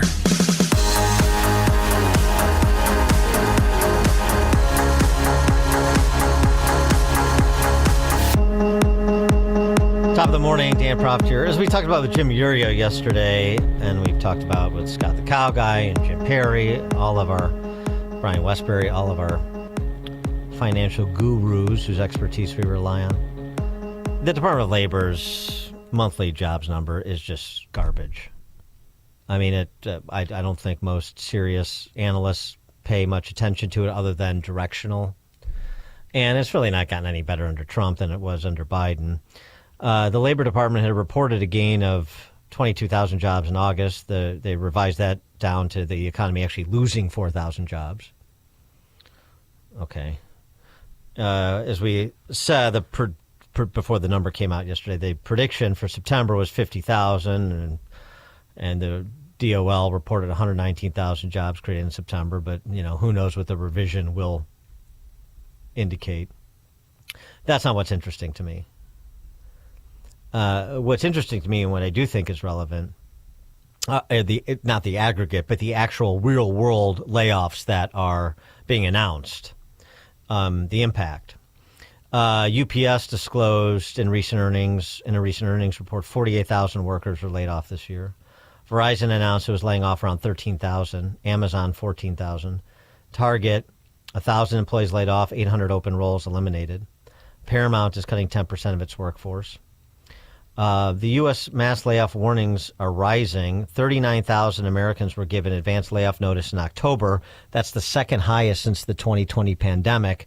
And we know these numbers are accurate because they're required under the WARN law, WARN Worker Adjustment Retraining Notification for employers of a certain size. So 39,000 Americans given layoff notices last month, second highest since the 2020 pandemic. In addition to that, Challenger Gray and Christmas, which is, as I'm sure people know, Chicago-based employment agency, the overall number of job cuts that employers publicly announced in October was 153,000 and change, which would be the highest for any October since 2003. And yet, I know we see the unemployment number at 4.3, 4.4%. Which basically in a bygone era would be full employment, but not at the labor participation rate we have. So what should we glean from this data to help us understand? Please be joined by James Perry, founder, CIO, Perry International Capital Partners. Jim, thanks for being with us. Thank you, Dan. All right, so that was my intro. Pick it apart. Tell me where I'm wrong, what we're not seeing. Well, I couldn't have said it better myself, to be honest with you. Thank you very much. This data is garbage. This is a typical government agency. Everybody who works at the Labor Department is working remote. They don't have to go back to their offices. And the surveys are a bit like, it's kind of like the hard data that we see in the economy and the soft data say two different things, right? So all this soft data like University of Michigan consumer sentiments and even these job surveys, these are diffusion indices, and they make phone calls on landlines to households, right? So from 9 to 5. So who picks those phones up, right? This is the kind of stuff that you get, and you kind of say, well, as an analyst and as a serious investor, do you really put a lot of stock in the validity of these surveys? And you can't, because the market certainly doesn't trade off of them.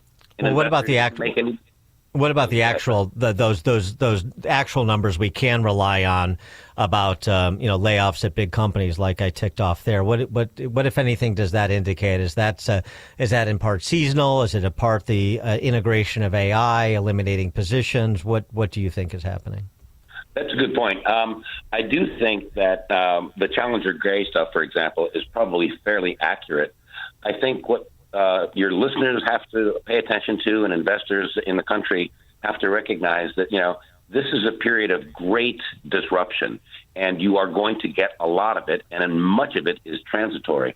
The government is sort of 25% of GDP, and the government is shrinking, and that's a really good thing. So that's point one, and I'll go into that a little bit more in a second. But the other thing is, this labor participation rate is really quite low, 63%, 64%. That means, almost 40% of eligible workers are not working, right? So the unemployment rate, we are at full employment, by the way, and there's a shortage of jobs in the United States. 3 to 5 million jobs are not being filled right now. So I don't put much faith or confidence or gravity into the employment numbers, because the government doesn't pick up, maybe 20 million people who are working and don't pay taxes. Illegal immigrants, they work. Most of the people that come into this country are good people, and they work hard, and they are spending money. So the economy tells you a lot different information than what the government's employment reports speak. And the GDP in this country in the third quarter grew at 4.2%, right? Furthermore, and this is from the Atlanta Fed, by the way, furthermore, by Q1 in next year, the economy is tracking to grow by over 5%, right? So the economy is not going to go into a recession. And when people think about these non-farm payroll numbers, first of all, they all get revised in the next month or two. So nobody should pay attention to them. And the stock market did not go down yesterday because of the employment report. No, but so let's talk about that. We talked about that with Yurio yesterday. Right. I want to get your perspective, which, this fear of an AI bubble. And if you think this is just the growing pains associated with the AI revolution and all the focus, both in terms of attention and investment dollars on that. And there's, just as when the internet was in its advent, this is the example Yurio used. When the internet was in its advent, you had some ups and downs too before the thing was really consummated and people had a better handle on the sort of growth opportunities, who the winners and losers were going to be, and what the trajectory was going to be. Is that all that's happening now with AI, or is there something else? And that's a really big question, and it's a very good one, and it's the thing that's on everybody's minds. I will tell you very simply, I've been doing analysis and research on the stock market and the bond markets for my whole career. And if you just look at the numbers, it is quite clear that this is the largest investment cycle in U.S. history, and it's just getting started, right? Microsoft reported that in 2024, total business AI spending was $1.7 trillion. Now you have to separate, the data center part of that, which is about 400. The data center build out will be $1 trillion in the next 24 months, right? And total AI spending by the end of the year will be approaching $4 trillion, right? So, and people say, well, you're spending so much money and there's no revenues.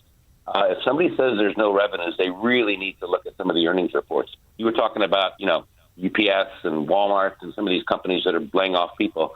If you listen to the earnings reports for some of these companies that are reporting, every single one of the chief executives and the chief financial officers are bullish. And they're saying, and rightfully so, profit margins in Q3 were up 13%. Broadly speaking, blended in the S&P 500. And in the technology sector, profit margins were almost 30%. So the Metas and the Googles and the Microsofts that are spending money and borrowing money to put deals together, they are supported by tremendously strong balance sheets, tremendously strong cash flows, and tremendously rising revenues and earnings in the AI space. And that is going to continue. So with this dip in the market over the last week or so, are you rebalancing your portfolio at all, or are you just sticking it out, seeing this as a blip? My portfolio is unchanged. I'm about 82.5% invested in the stock market. I guess normally people would be sort of 60% or 50%. So I am overweight the technology sector. I am overweight the defense sector, and I've got some gold. So it's been a very, very good year for most investors. And, if you think about the stock market, you have to remember that long-term investors, pensions, portfolios, this sort of stuff, the stock market, it's up 40% from the April lows, right? And it's up 200% from the pandemic lows just in 2019. And it's up 900% from the lows in the great financial crisis. 900%, right? That's in 15 years. This is one of the most remarkable moves in the stock market ever. And there's been at least 5 25% down trades, right? This one, right, we're getting this month is 5%, right? So the S&P is still up 11% for the year. Technology sector is up 22% for the year. These are big numbers. So the point is, investors who are looking at this, are they going to sell because the stock market is down 5% in the last month? No, they're not going to. Are people selling into year end and taking some profits and doing a little bit of rebalancing? Sure, why not? You should, if you want to. Take some money, book it, and show a great report to your shareholders and your investors at year end. So I think there's a lot of people that are taking some money off the table, and that's fine. But these are sort of tactical trades more than sort of systemic trades, And I think tactical trades, you have to be careful for them, because if you read all the headlines, for heaven's sakes, you sell everything, right? I mean, you listen to any news and the Wall Street Journal, it's like everything you read. Bloomberg, I've got a Bloomberg. Everything on it is negative almost every day. So if you pay attention to some of this yakking and complaining and fussing about things that are going wrong, you're missing the big picture. And the big picture is that, there's a shortage of jobs, there's a shortage of housing, wages are rising, corporate profitability is rising, and corporate balance sheets and household balance sheets in aggregate have never been better. So I think that, your investors and your listeners should recognize that, into a year end after a big rally like we've had, it's very normal to see some profit taking. I wouldn't pay attention to it. I wouldn't get out of this market. I'm at a conference in Palm Beach right now. It's a global disruptive technologies conference, right? And there's 400 people here, something like this, put on by Clear Street.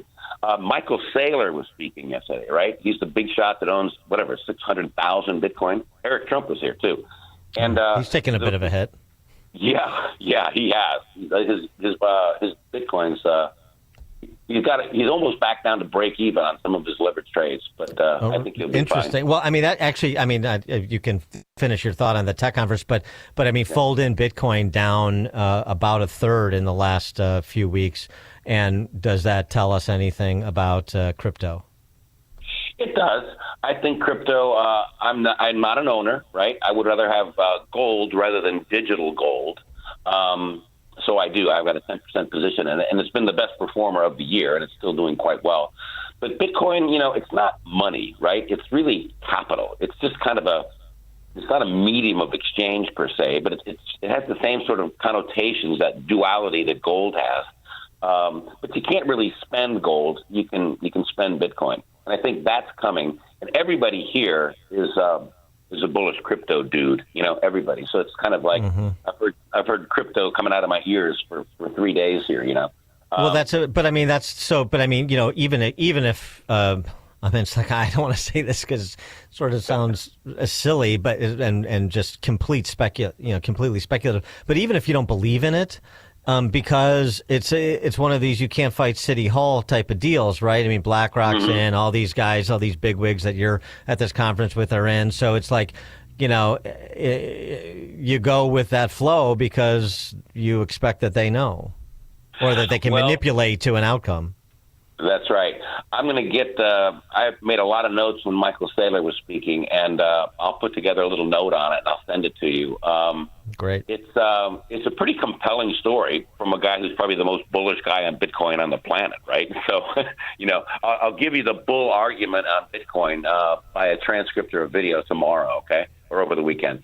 And I think everybody should recognize that it is coming. The blockchain is here, and stable coins are here, and the tokenization of everything is coming. And I think that it's going to reduce costs, and profit margins in the financial sector and in retail are going to go up because of it. So the infrastructure behind stable coins and the ledger, which is blockchain, is being incorporated across the economy in every single business, in every sector of the economy, and it's really powerful. And when you talk to the executives that are here, the word that comes up the most is productivity is rising and profit margins are going up because our costs are going down. And that's a really, really good thing for the economy. Well, let me ask you something, though, about, the universal ledger and all this business. Mm-hmm. Okay, let's say that comes to pass. So how does that make Bitcoin or Ethereum or stablecoin necessarily more valuable? I mean, it's the underlying technology, but so right. what? How does it generate revenue or value for these individual cryptocurrencies? Yeah, I agree, and that's the big question, and that's a question I have too, right? I didn't get a chance. I put my hand up. I wanted to ask a question to Michael Saylor. He didn't pick me. How dare he pass over Jim Perry?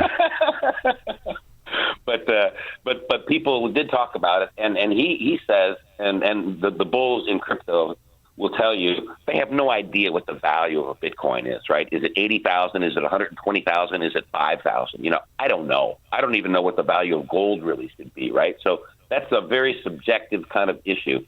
But if you recognize that Bitcoin really isn't just a coin or a currency of some kind, it really is an infrastructure.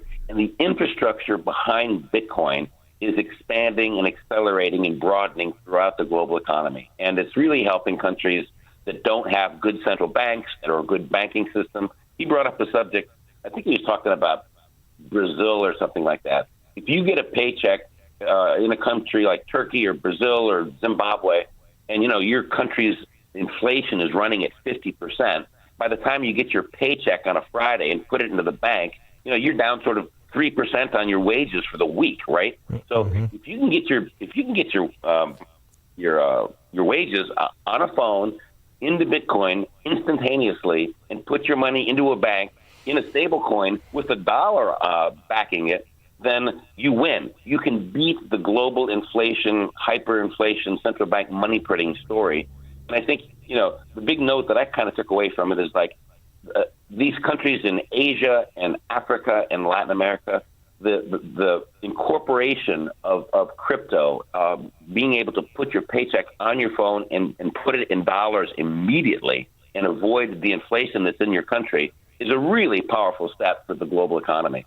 And if you look at the IMF, right, we don't have to pay too much attention to their facts, but, the IMF does measure global inflation and global GDP and global growth, GDP, this year was 3.1%. Next year, they're talking about global growth at 3.5%, right? So this is why it's not just the U.S. stock market that's doing so well, Dan. You look at these stock markets in Asia, Japan, even China, Turkey, Brazil, South Africa. These stock markets are up 25 and 30% each around the country. So, investors around the world recognize that productivity growth in their economies are doing better, the quality of life is doing better, and the best way to reflect that optimism around the world is the people of the countries that are less organized than ours recognize that you've got a pro-business president here that's reducing the size of government, making it more efficient, and making the dollar a stronger currency for the entire world. And I think that that's the message. That's kind of what Eric Trump said, too, yesterday, right? And he's right. And Saylor said something like there was a stable coin that was offered to be bought in Europe. So it was a stable coin in euros, right? This is out of the Luxembourg Stock Exchange sort of a month ago. 1% of Europeans bought the euro-denominated stablecoin. 99% bought the dollar stablecoin, right? The dollar-denominated stablecoin. So the value of the dollar is going up.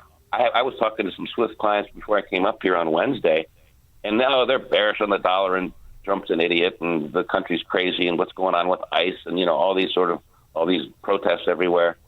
And they said, we're going to sell the dollar, and we're shorting the dollar. It's going to go down forever. And I said, what's the dollar going to go down against? What's it going to go down against? And there's no answer, right? There's no answer. So they don't like the dollar, but they don't want to put it even in Swiss francs because that's expensive too. But they don't want to buy the euro. They don't want to buy the yen. They don't want to buy the pound, for heaven's sake. And they're certainly not going to buy anything in Brazil or China. So I think the prominency of the financial system here is still pretty stable. Do people want to get their money out of the financial system because they don't trust anybody? Fine, go buy a bunch of crypto, But for me, I really think the U.S. dollar is going to do well, and I think money continues to flow into this country. If you look at the data, I mean, the cash flows into the United States, Dan, in the last quarter or two is unprecedented. It's like $21 trillion have come into this country, right? Even with the tariff tantrum that we had in April, right? So I really do think that the stock market is poised to probably do something. And, I'm a bond guy, so all my bond guys think I'm sort of crazy this way. I'm a skeptic and a sort of contrarian most of the time. Just that's how bond trader DNA works. But I think you're going to see the stock market double in the next 5 years or so. 5 years, 3 years, 7 years, something like that. And the price earnings multiple will probably be lower. You know why? It's being driven by earnings. And the earnings that are coming out of corporate America have never been stronger. And I think that's going to continue for a while because this AI industrial revolution is really just getting going. It's just starting. James Perry, founder, CIO, Perry International Capital Partners. Jim, thank you as always. Appreciate it. You bet, Dan. Have a good weekend. Thank you. You too. And he joined us on the Turnkey.pro answer line.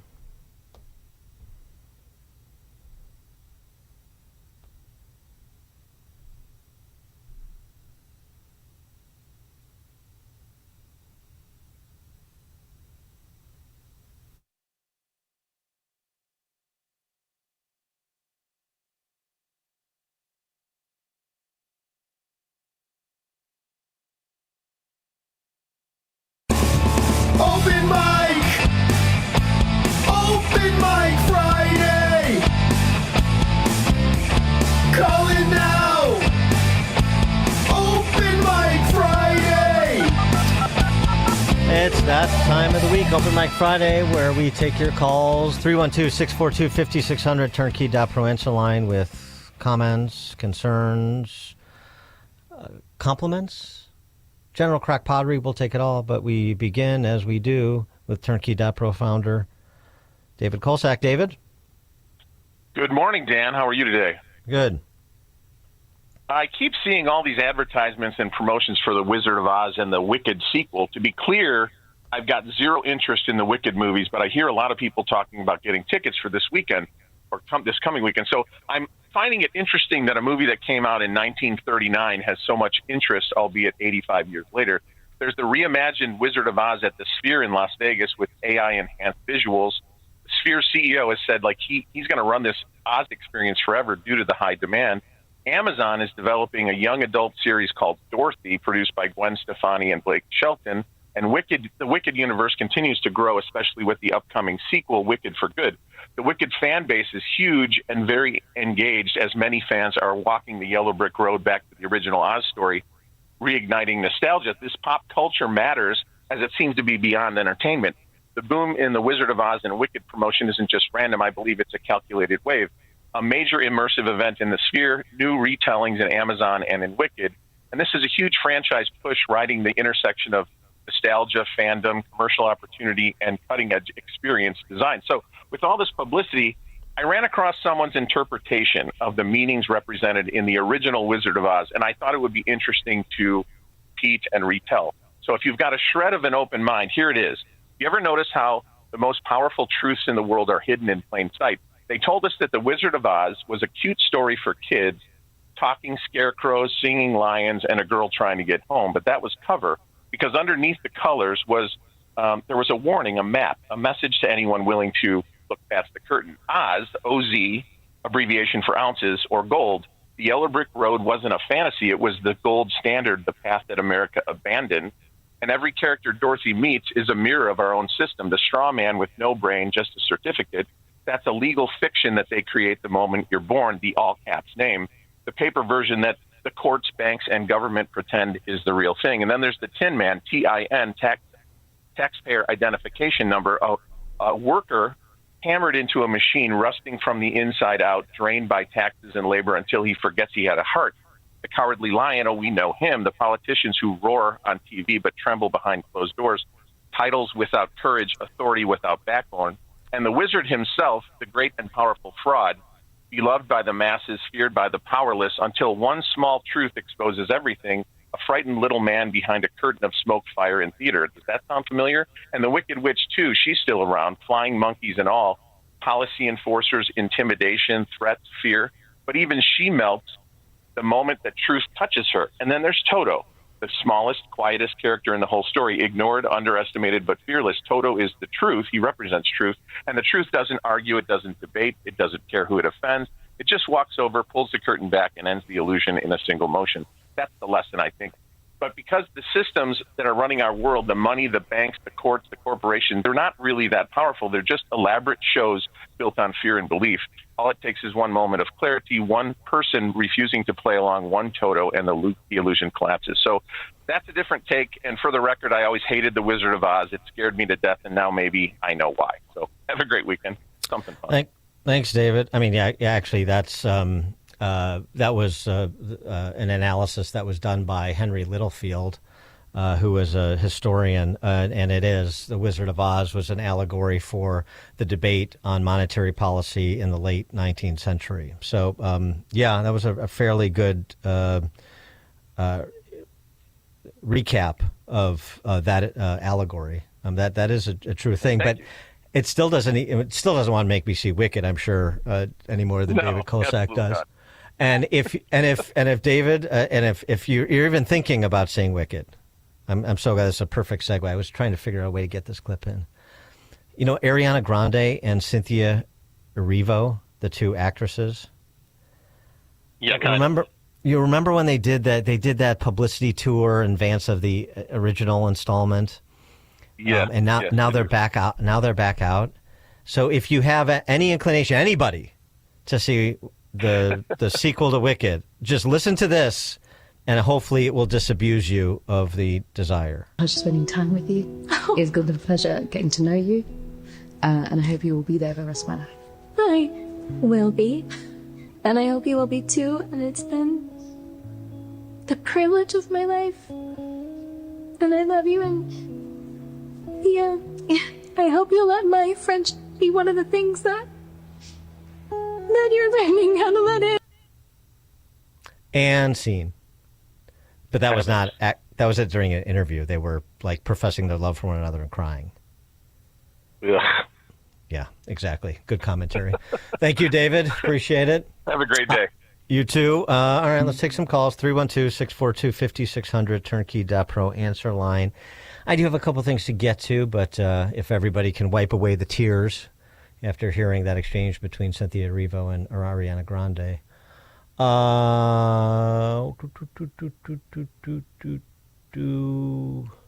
Mike on the Stevenson.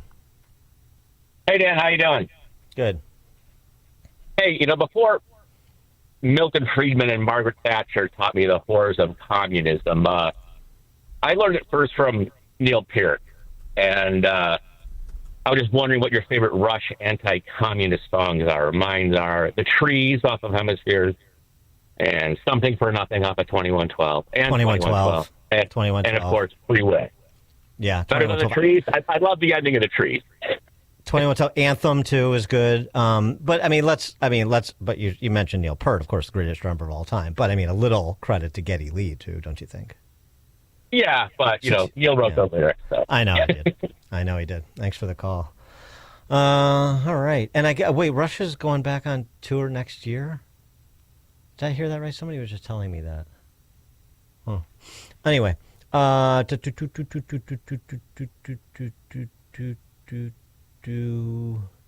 Rick, Downers Grove. Hey, good morning, Dan.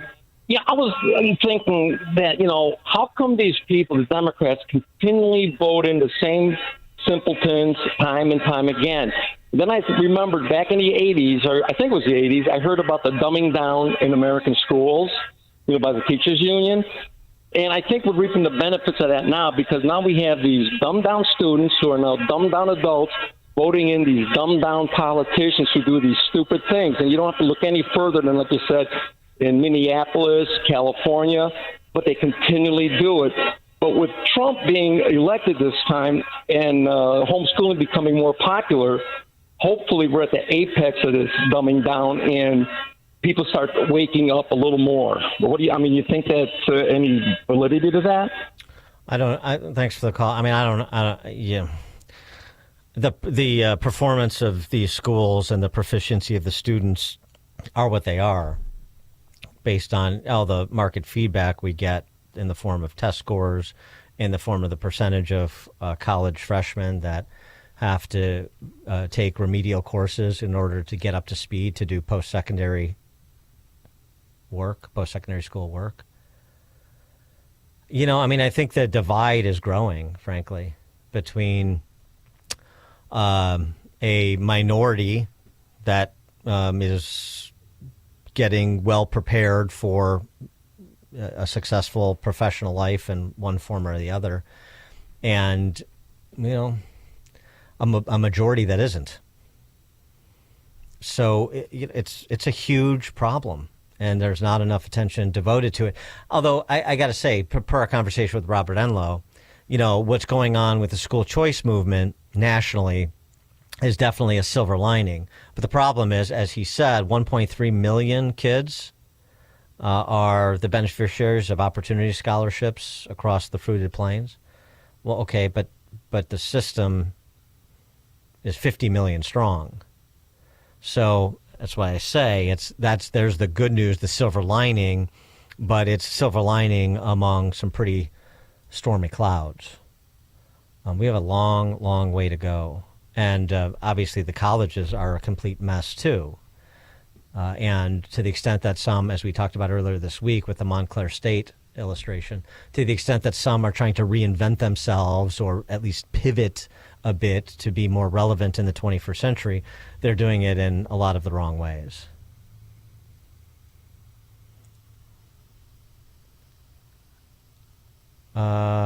Rolf in Downers Grove.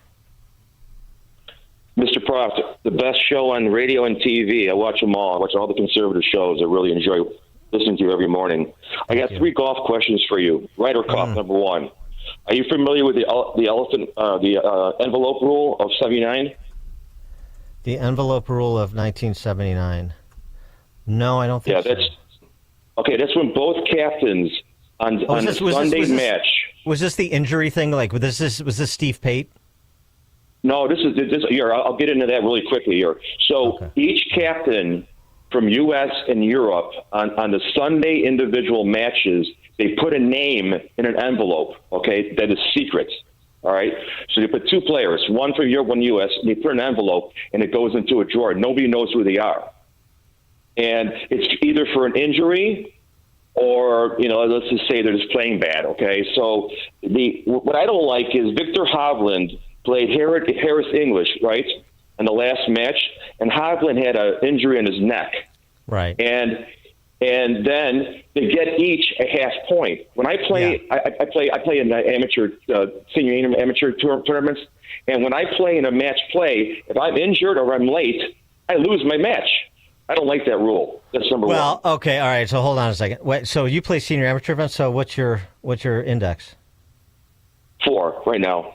All right. Where do you play? 60. I mean, that's good. Where do you play? I used to all over the place. I played every club possible, every private club, and I don't belong to a club right now because I put 4 kids through college. It's just too expensive. Yeah, I understand.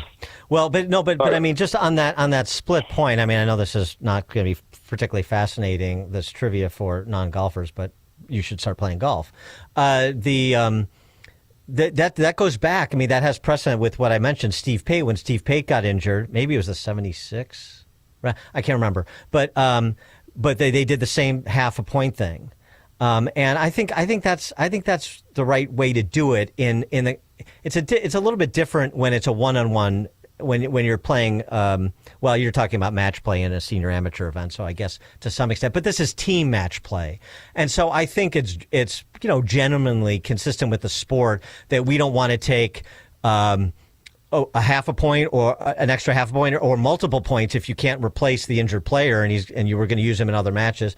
You just even it out, and then because you don't want to win. You don't want to win that way based on an injury. Not in golf, it's different. And so I thought the Pate example was good. And look, now it rebounded and helped Europe this time around. So, yeah, I'm actually okay with it. I like it. Okay, that's fair. Two really fast ones here. Ready? So the 105-year-old nun in Ohio that golfs. My question to you is, do you think she can shoot her age? That's great. I don't know.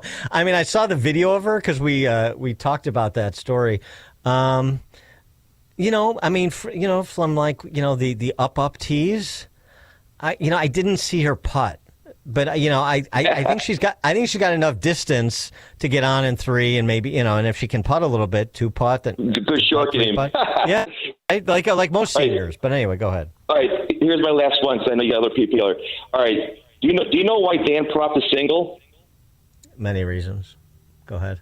He just loves to play golf without a wife. Well, there's a lot to that. Thanks for the call, Ralph, and the perfect setup because, I try to be a better friend than friends are to me. And there's, nothing worse than a golfing buddy who gets married. Let me just give you an example of what I'm talking about. Any concerns with your buddy who just got married, missing golf the last 2 weekends? Yeah, obviously it's been a pretty disturbing few weeks for us here. We're all pretty shocked and concerned. We were told once the wedding wrapped up that, and the one we weren't invited to, that things would kind of, return to normal, status quo. We'd be back on. We'd be back out 3-4 times a week. But, it's obviously looking more and more like a bit of a false report. But listen, our biggest concern right now is just making sure this isn't a held against his own will type situation. We know he had big plans to break 90 this summer, and he was getting pretty close there with a 93, I think, at Shawnee a couple weeks before the wedding. So it's hard for me to imagine this being kind of an idea of his own making. But listen, I'll say this. If it is, and he's a new man now, and he's going apple picking with his family instead of playing 18 with the boys and crushing female bacon sandwiches, then all the luck in the world to him. That's his own prerogative. I can't put my energy into the guys who aren't in the trenches with me. I got to focus on getting the ball in the air with my 5-wood. Things like that, breaking 100. Getting rid of 5 putts, those types of things. That we really care about. I can't focus on a guy who doesn't want to go to war with the boys. So if that is the case, like I said, we're small luck in the world. But my focus is going to be on my terrible golf game and practicing pretty infrequently and getting angry when I don't get better. That's simple as that. So. That's Tommy Stewart, who does these, press conferences. If average guys did press conferences after the rounds talking about their golf game, it's really good, as you could tell, because that was brilliant. Yeah, I love wedding we weren't invited to, but he's right. I mean, I don't want to disappoint the boys, so I just can't do it. Steve, Orland Park. Yeah, I want to know where the outrage is by the media, politicians, and everybody listening, the audience, regarding this woman that was just set on fire a few days ago by some creature who was arrested 71 times and convicted 22 times, and he's walking among us. Yeah. Thanks for the call, Steve. Not to be unserious about that because we're going to take another call on the topic, but I'm told Pate was 91. The Pate deal was 91. But yeah, why would I think Steve is 70? He's not that old. Anyway, all right. Matt, Oak Lawn. Hey, good morning. Happy Friday. You too. Speaking of golf, I played golf with a bookie over the summer who's a pretty interesting character. And I said, how do you get people to collect? And he said the days of, sending, no, really, he said the days of sending, Bruno and Knuckles over to beat someone up are kind of over. He goes, but nobody wants to be embarrassed at work. Nobody wants to be embarrassed at their kid's soccer game. He goes, that's how you get people to pay. So go back to these Cook County judges that let people out. Maybe it'd be expensive, but what if you put a billboard up in Sisters Lakes or in Lake Delavan or wherever these guys might have a home and say, Mr. Big Shot on the boat, let this person go, let that person go, let this person go, or, in their hometown, in their neighborhood, outside their golf course, and you embarrass the heck out of them. And maybe that's how those people come around. That's a pretty good idea. I actually like that, Matt. Could you imagine a billboard with a picture of Cook County Judge Teresa Molina Gonzalez with the phrase that she used when Cook County prosecutors, back just 3 months ago in August, asked her to remand Lawrence Reed pending trial after he knocked out a psych ward worker at McNeil Hospital in Berwyn? Her picture on a billboard next to the picture of the screenshot of Lawrence Reed setting that poor woman on fire on the Blue Line Monday night, with the phrase that she used from the transcript, quote, "I can't keep everybody in jail because the state's attorney wants me to." After she was told by the state's attorney, the argument the state's attorney made, that if you put him on electronic monitoring, quote, "could not protect the victim or the community from another vicious, random, and spontaneous attack." And it sure didn't, did it? Yeah, the public shaming, I'm all for that. I'm all for that as a general rule. But specifically in the case of these judges, that convicted felon who was pardoned and became a judge, Mirsick, and retired Judge Art Hill, too, by the way. All of them. It's a good idea. All right, we'll take a flyer. The Prime Minister, Ogden Dunes, Indiana. Then perspicacious. It was an old model defibrillator at the governor's mansion. So when it didn't work, no one was shocked. But the question, what if J.B. Lizzo was European? If he had been born in merry old England, by now he'd have bought himself a knighthood, and we'd be calling him Sir Conference. Or he'd be an Earl, an Order of the British Empire, OBE, making him an earlobe. Were he Romanian, we'd surely be calling him a Count. I keep mispronouncing that word. Okay. Very good, PM. That was good and succinct. All right. Let's regain some standing. And now for something completely different, our poet laureate here at Chicago's Morning Answer, Joe from Arlington Heights. Good morning. What a crazy news morning today was. So I sat down and just cranked out something. It may not be as fine as some of my work, but it sure felt good to do it with Thanksgiving coming up next week. So it's called The Curmudgeon's Thanksgiving Dream by Joe from Arlington Heights. Thanks for government corruption stemmed to stern. Will American voters never learn? For lobbyists on both sides of the table, controlling the budget, it seems no one is able. And for borders that let anyone in as we watch our nation's demise begin. For USAID partner NGOs, no one seems to know where all the money goes. Thanks for congressional insider trading. Just vilify opponents instead of debating. For the death spiral of federal debt, hey, we haven't seen the worst of it yet. And thanks for meaningless political shutdowns with government solutions that never come around, for political lawfare unceasingly attempted, and fake Russian collusion the media pretended. Thanks for forcing genetic therapy reliance, plus other deceptions sold as science, for denying there are only two genders, then gleefully manipulating the young and the tender. I'm grateful for the climate emergency hoax, manipulating all the ignorant folks. Powell's getting rich by selling that lie, and others get canceled for global warming denied. Thanks for prosecutors and courts' revolving door, and public schools where quality education is no more, for liquor stores and pot shops that stayed open, and closed churches, just God's gift for her coping. For big cities run by the leftist tribe and dutiful dumb voters who can't see the lies, for train rides that might get you killed, and the criminally insane with whom they are filled. Honestly, I hope that I have it wrong. This insanity cannot go on. So here's my curmudgeon's wish this Thanksgiving. and I wake up next Friday and it's all been a dream. Very good, Joe. Thank you, as always. Appreciate that. Very creative. Our poet laureate, Joe from Arlington Heights. Got a lot of talent in Arlington Heights. Joe from Arlington Heights, Frank, the history teacher from Arlington Heights. Marge, Northwest Side. Hi. If I was a family member of that child or that girl who was burned so badly, I would be getting an attorney, and I would be suing Pritzker. I would be suing Brandon Johnson and any judge that ever let that man out of jail or didn't put him in jail. And I hope to God that the family members do that. That's all I have to say. Thanks for the call, Marge. Yeah, I mean, I wish a suit like that, I mean, in a sense, just in this limited case, it's really a larger discussion about the immunities that public officials enjoy.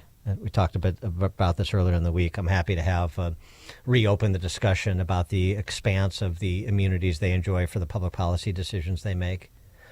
Because, you'd bankrupt the state. Well, it's already bankrupt, but you'd really bankrupt the state with the payouts. You think that they play jackpot justice in Cook County. The problem is the trial lawyers, of course. But yeah, do I want to see justice for families that have been victimized by sanctuary state laws? These judges that don't the Pritzker Purge law. These judges that don't remand repeat violent offenders when they could. Yeah, but a suit like that's not going to succeed at present. Lou, Western Pennsylvania. Hey, Dan. Could you give us just a quick little rundown of the history of Chicago radio, in specific Chicago talk radio, what it was like 60 years ago, and how you got in the business and what you see it now and all that? Okay. Thanks for the call, Lou. History of Chicago radio in 30 seconds or less.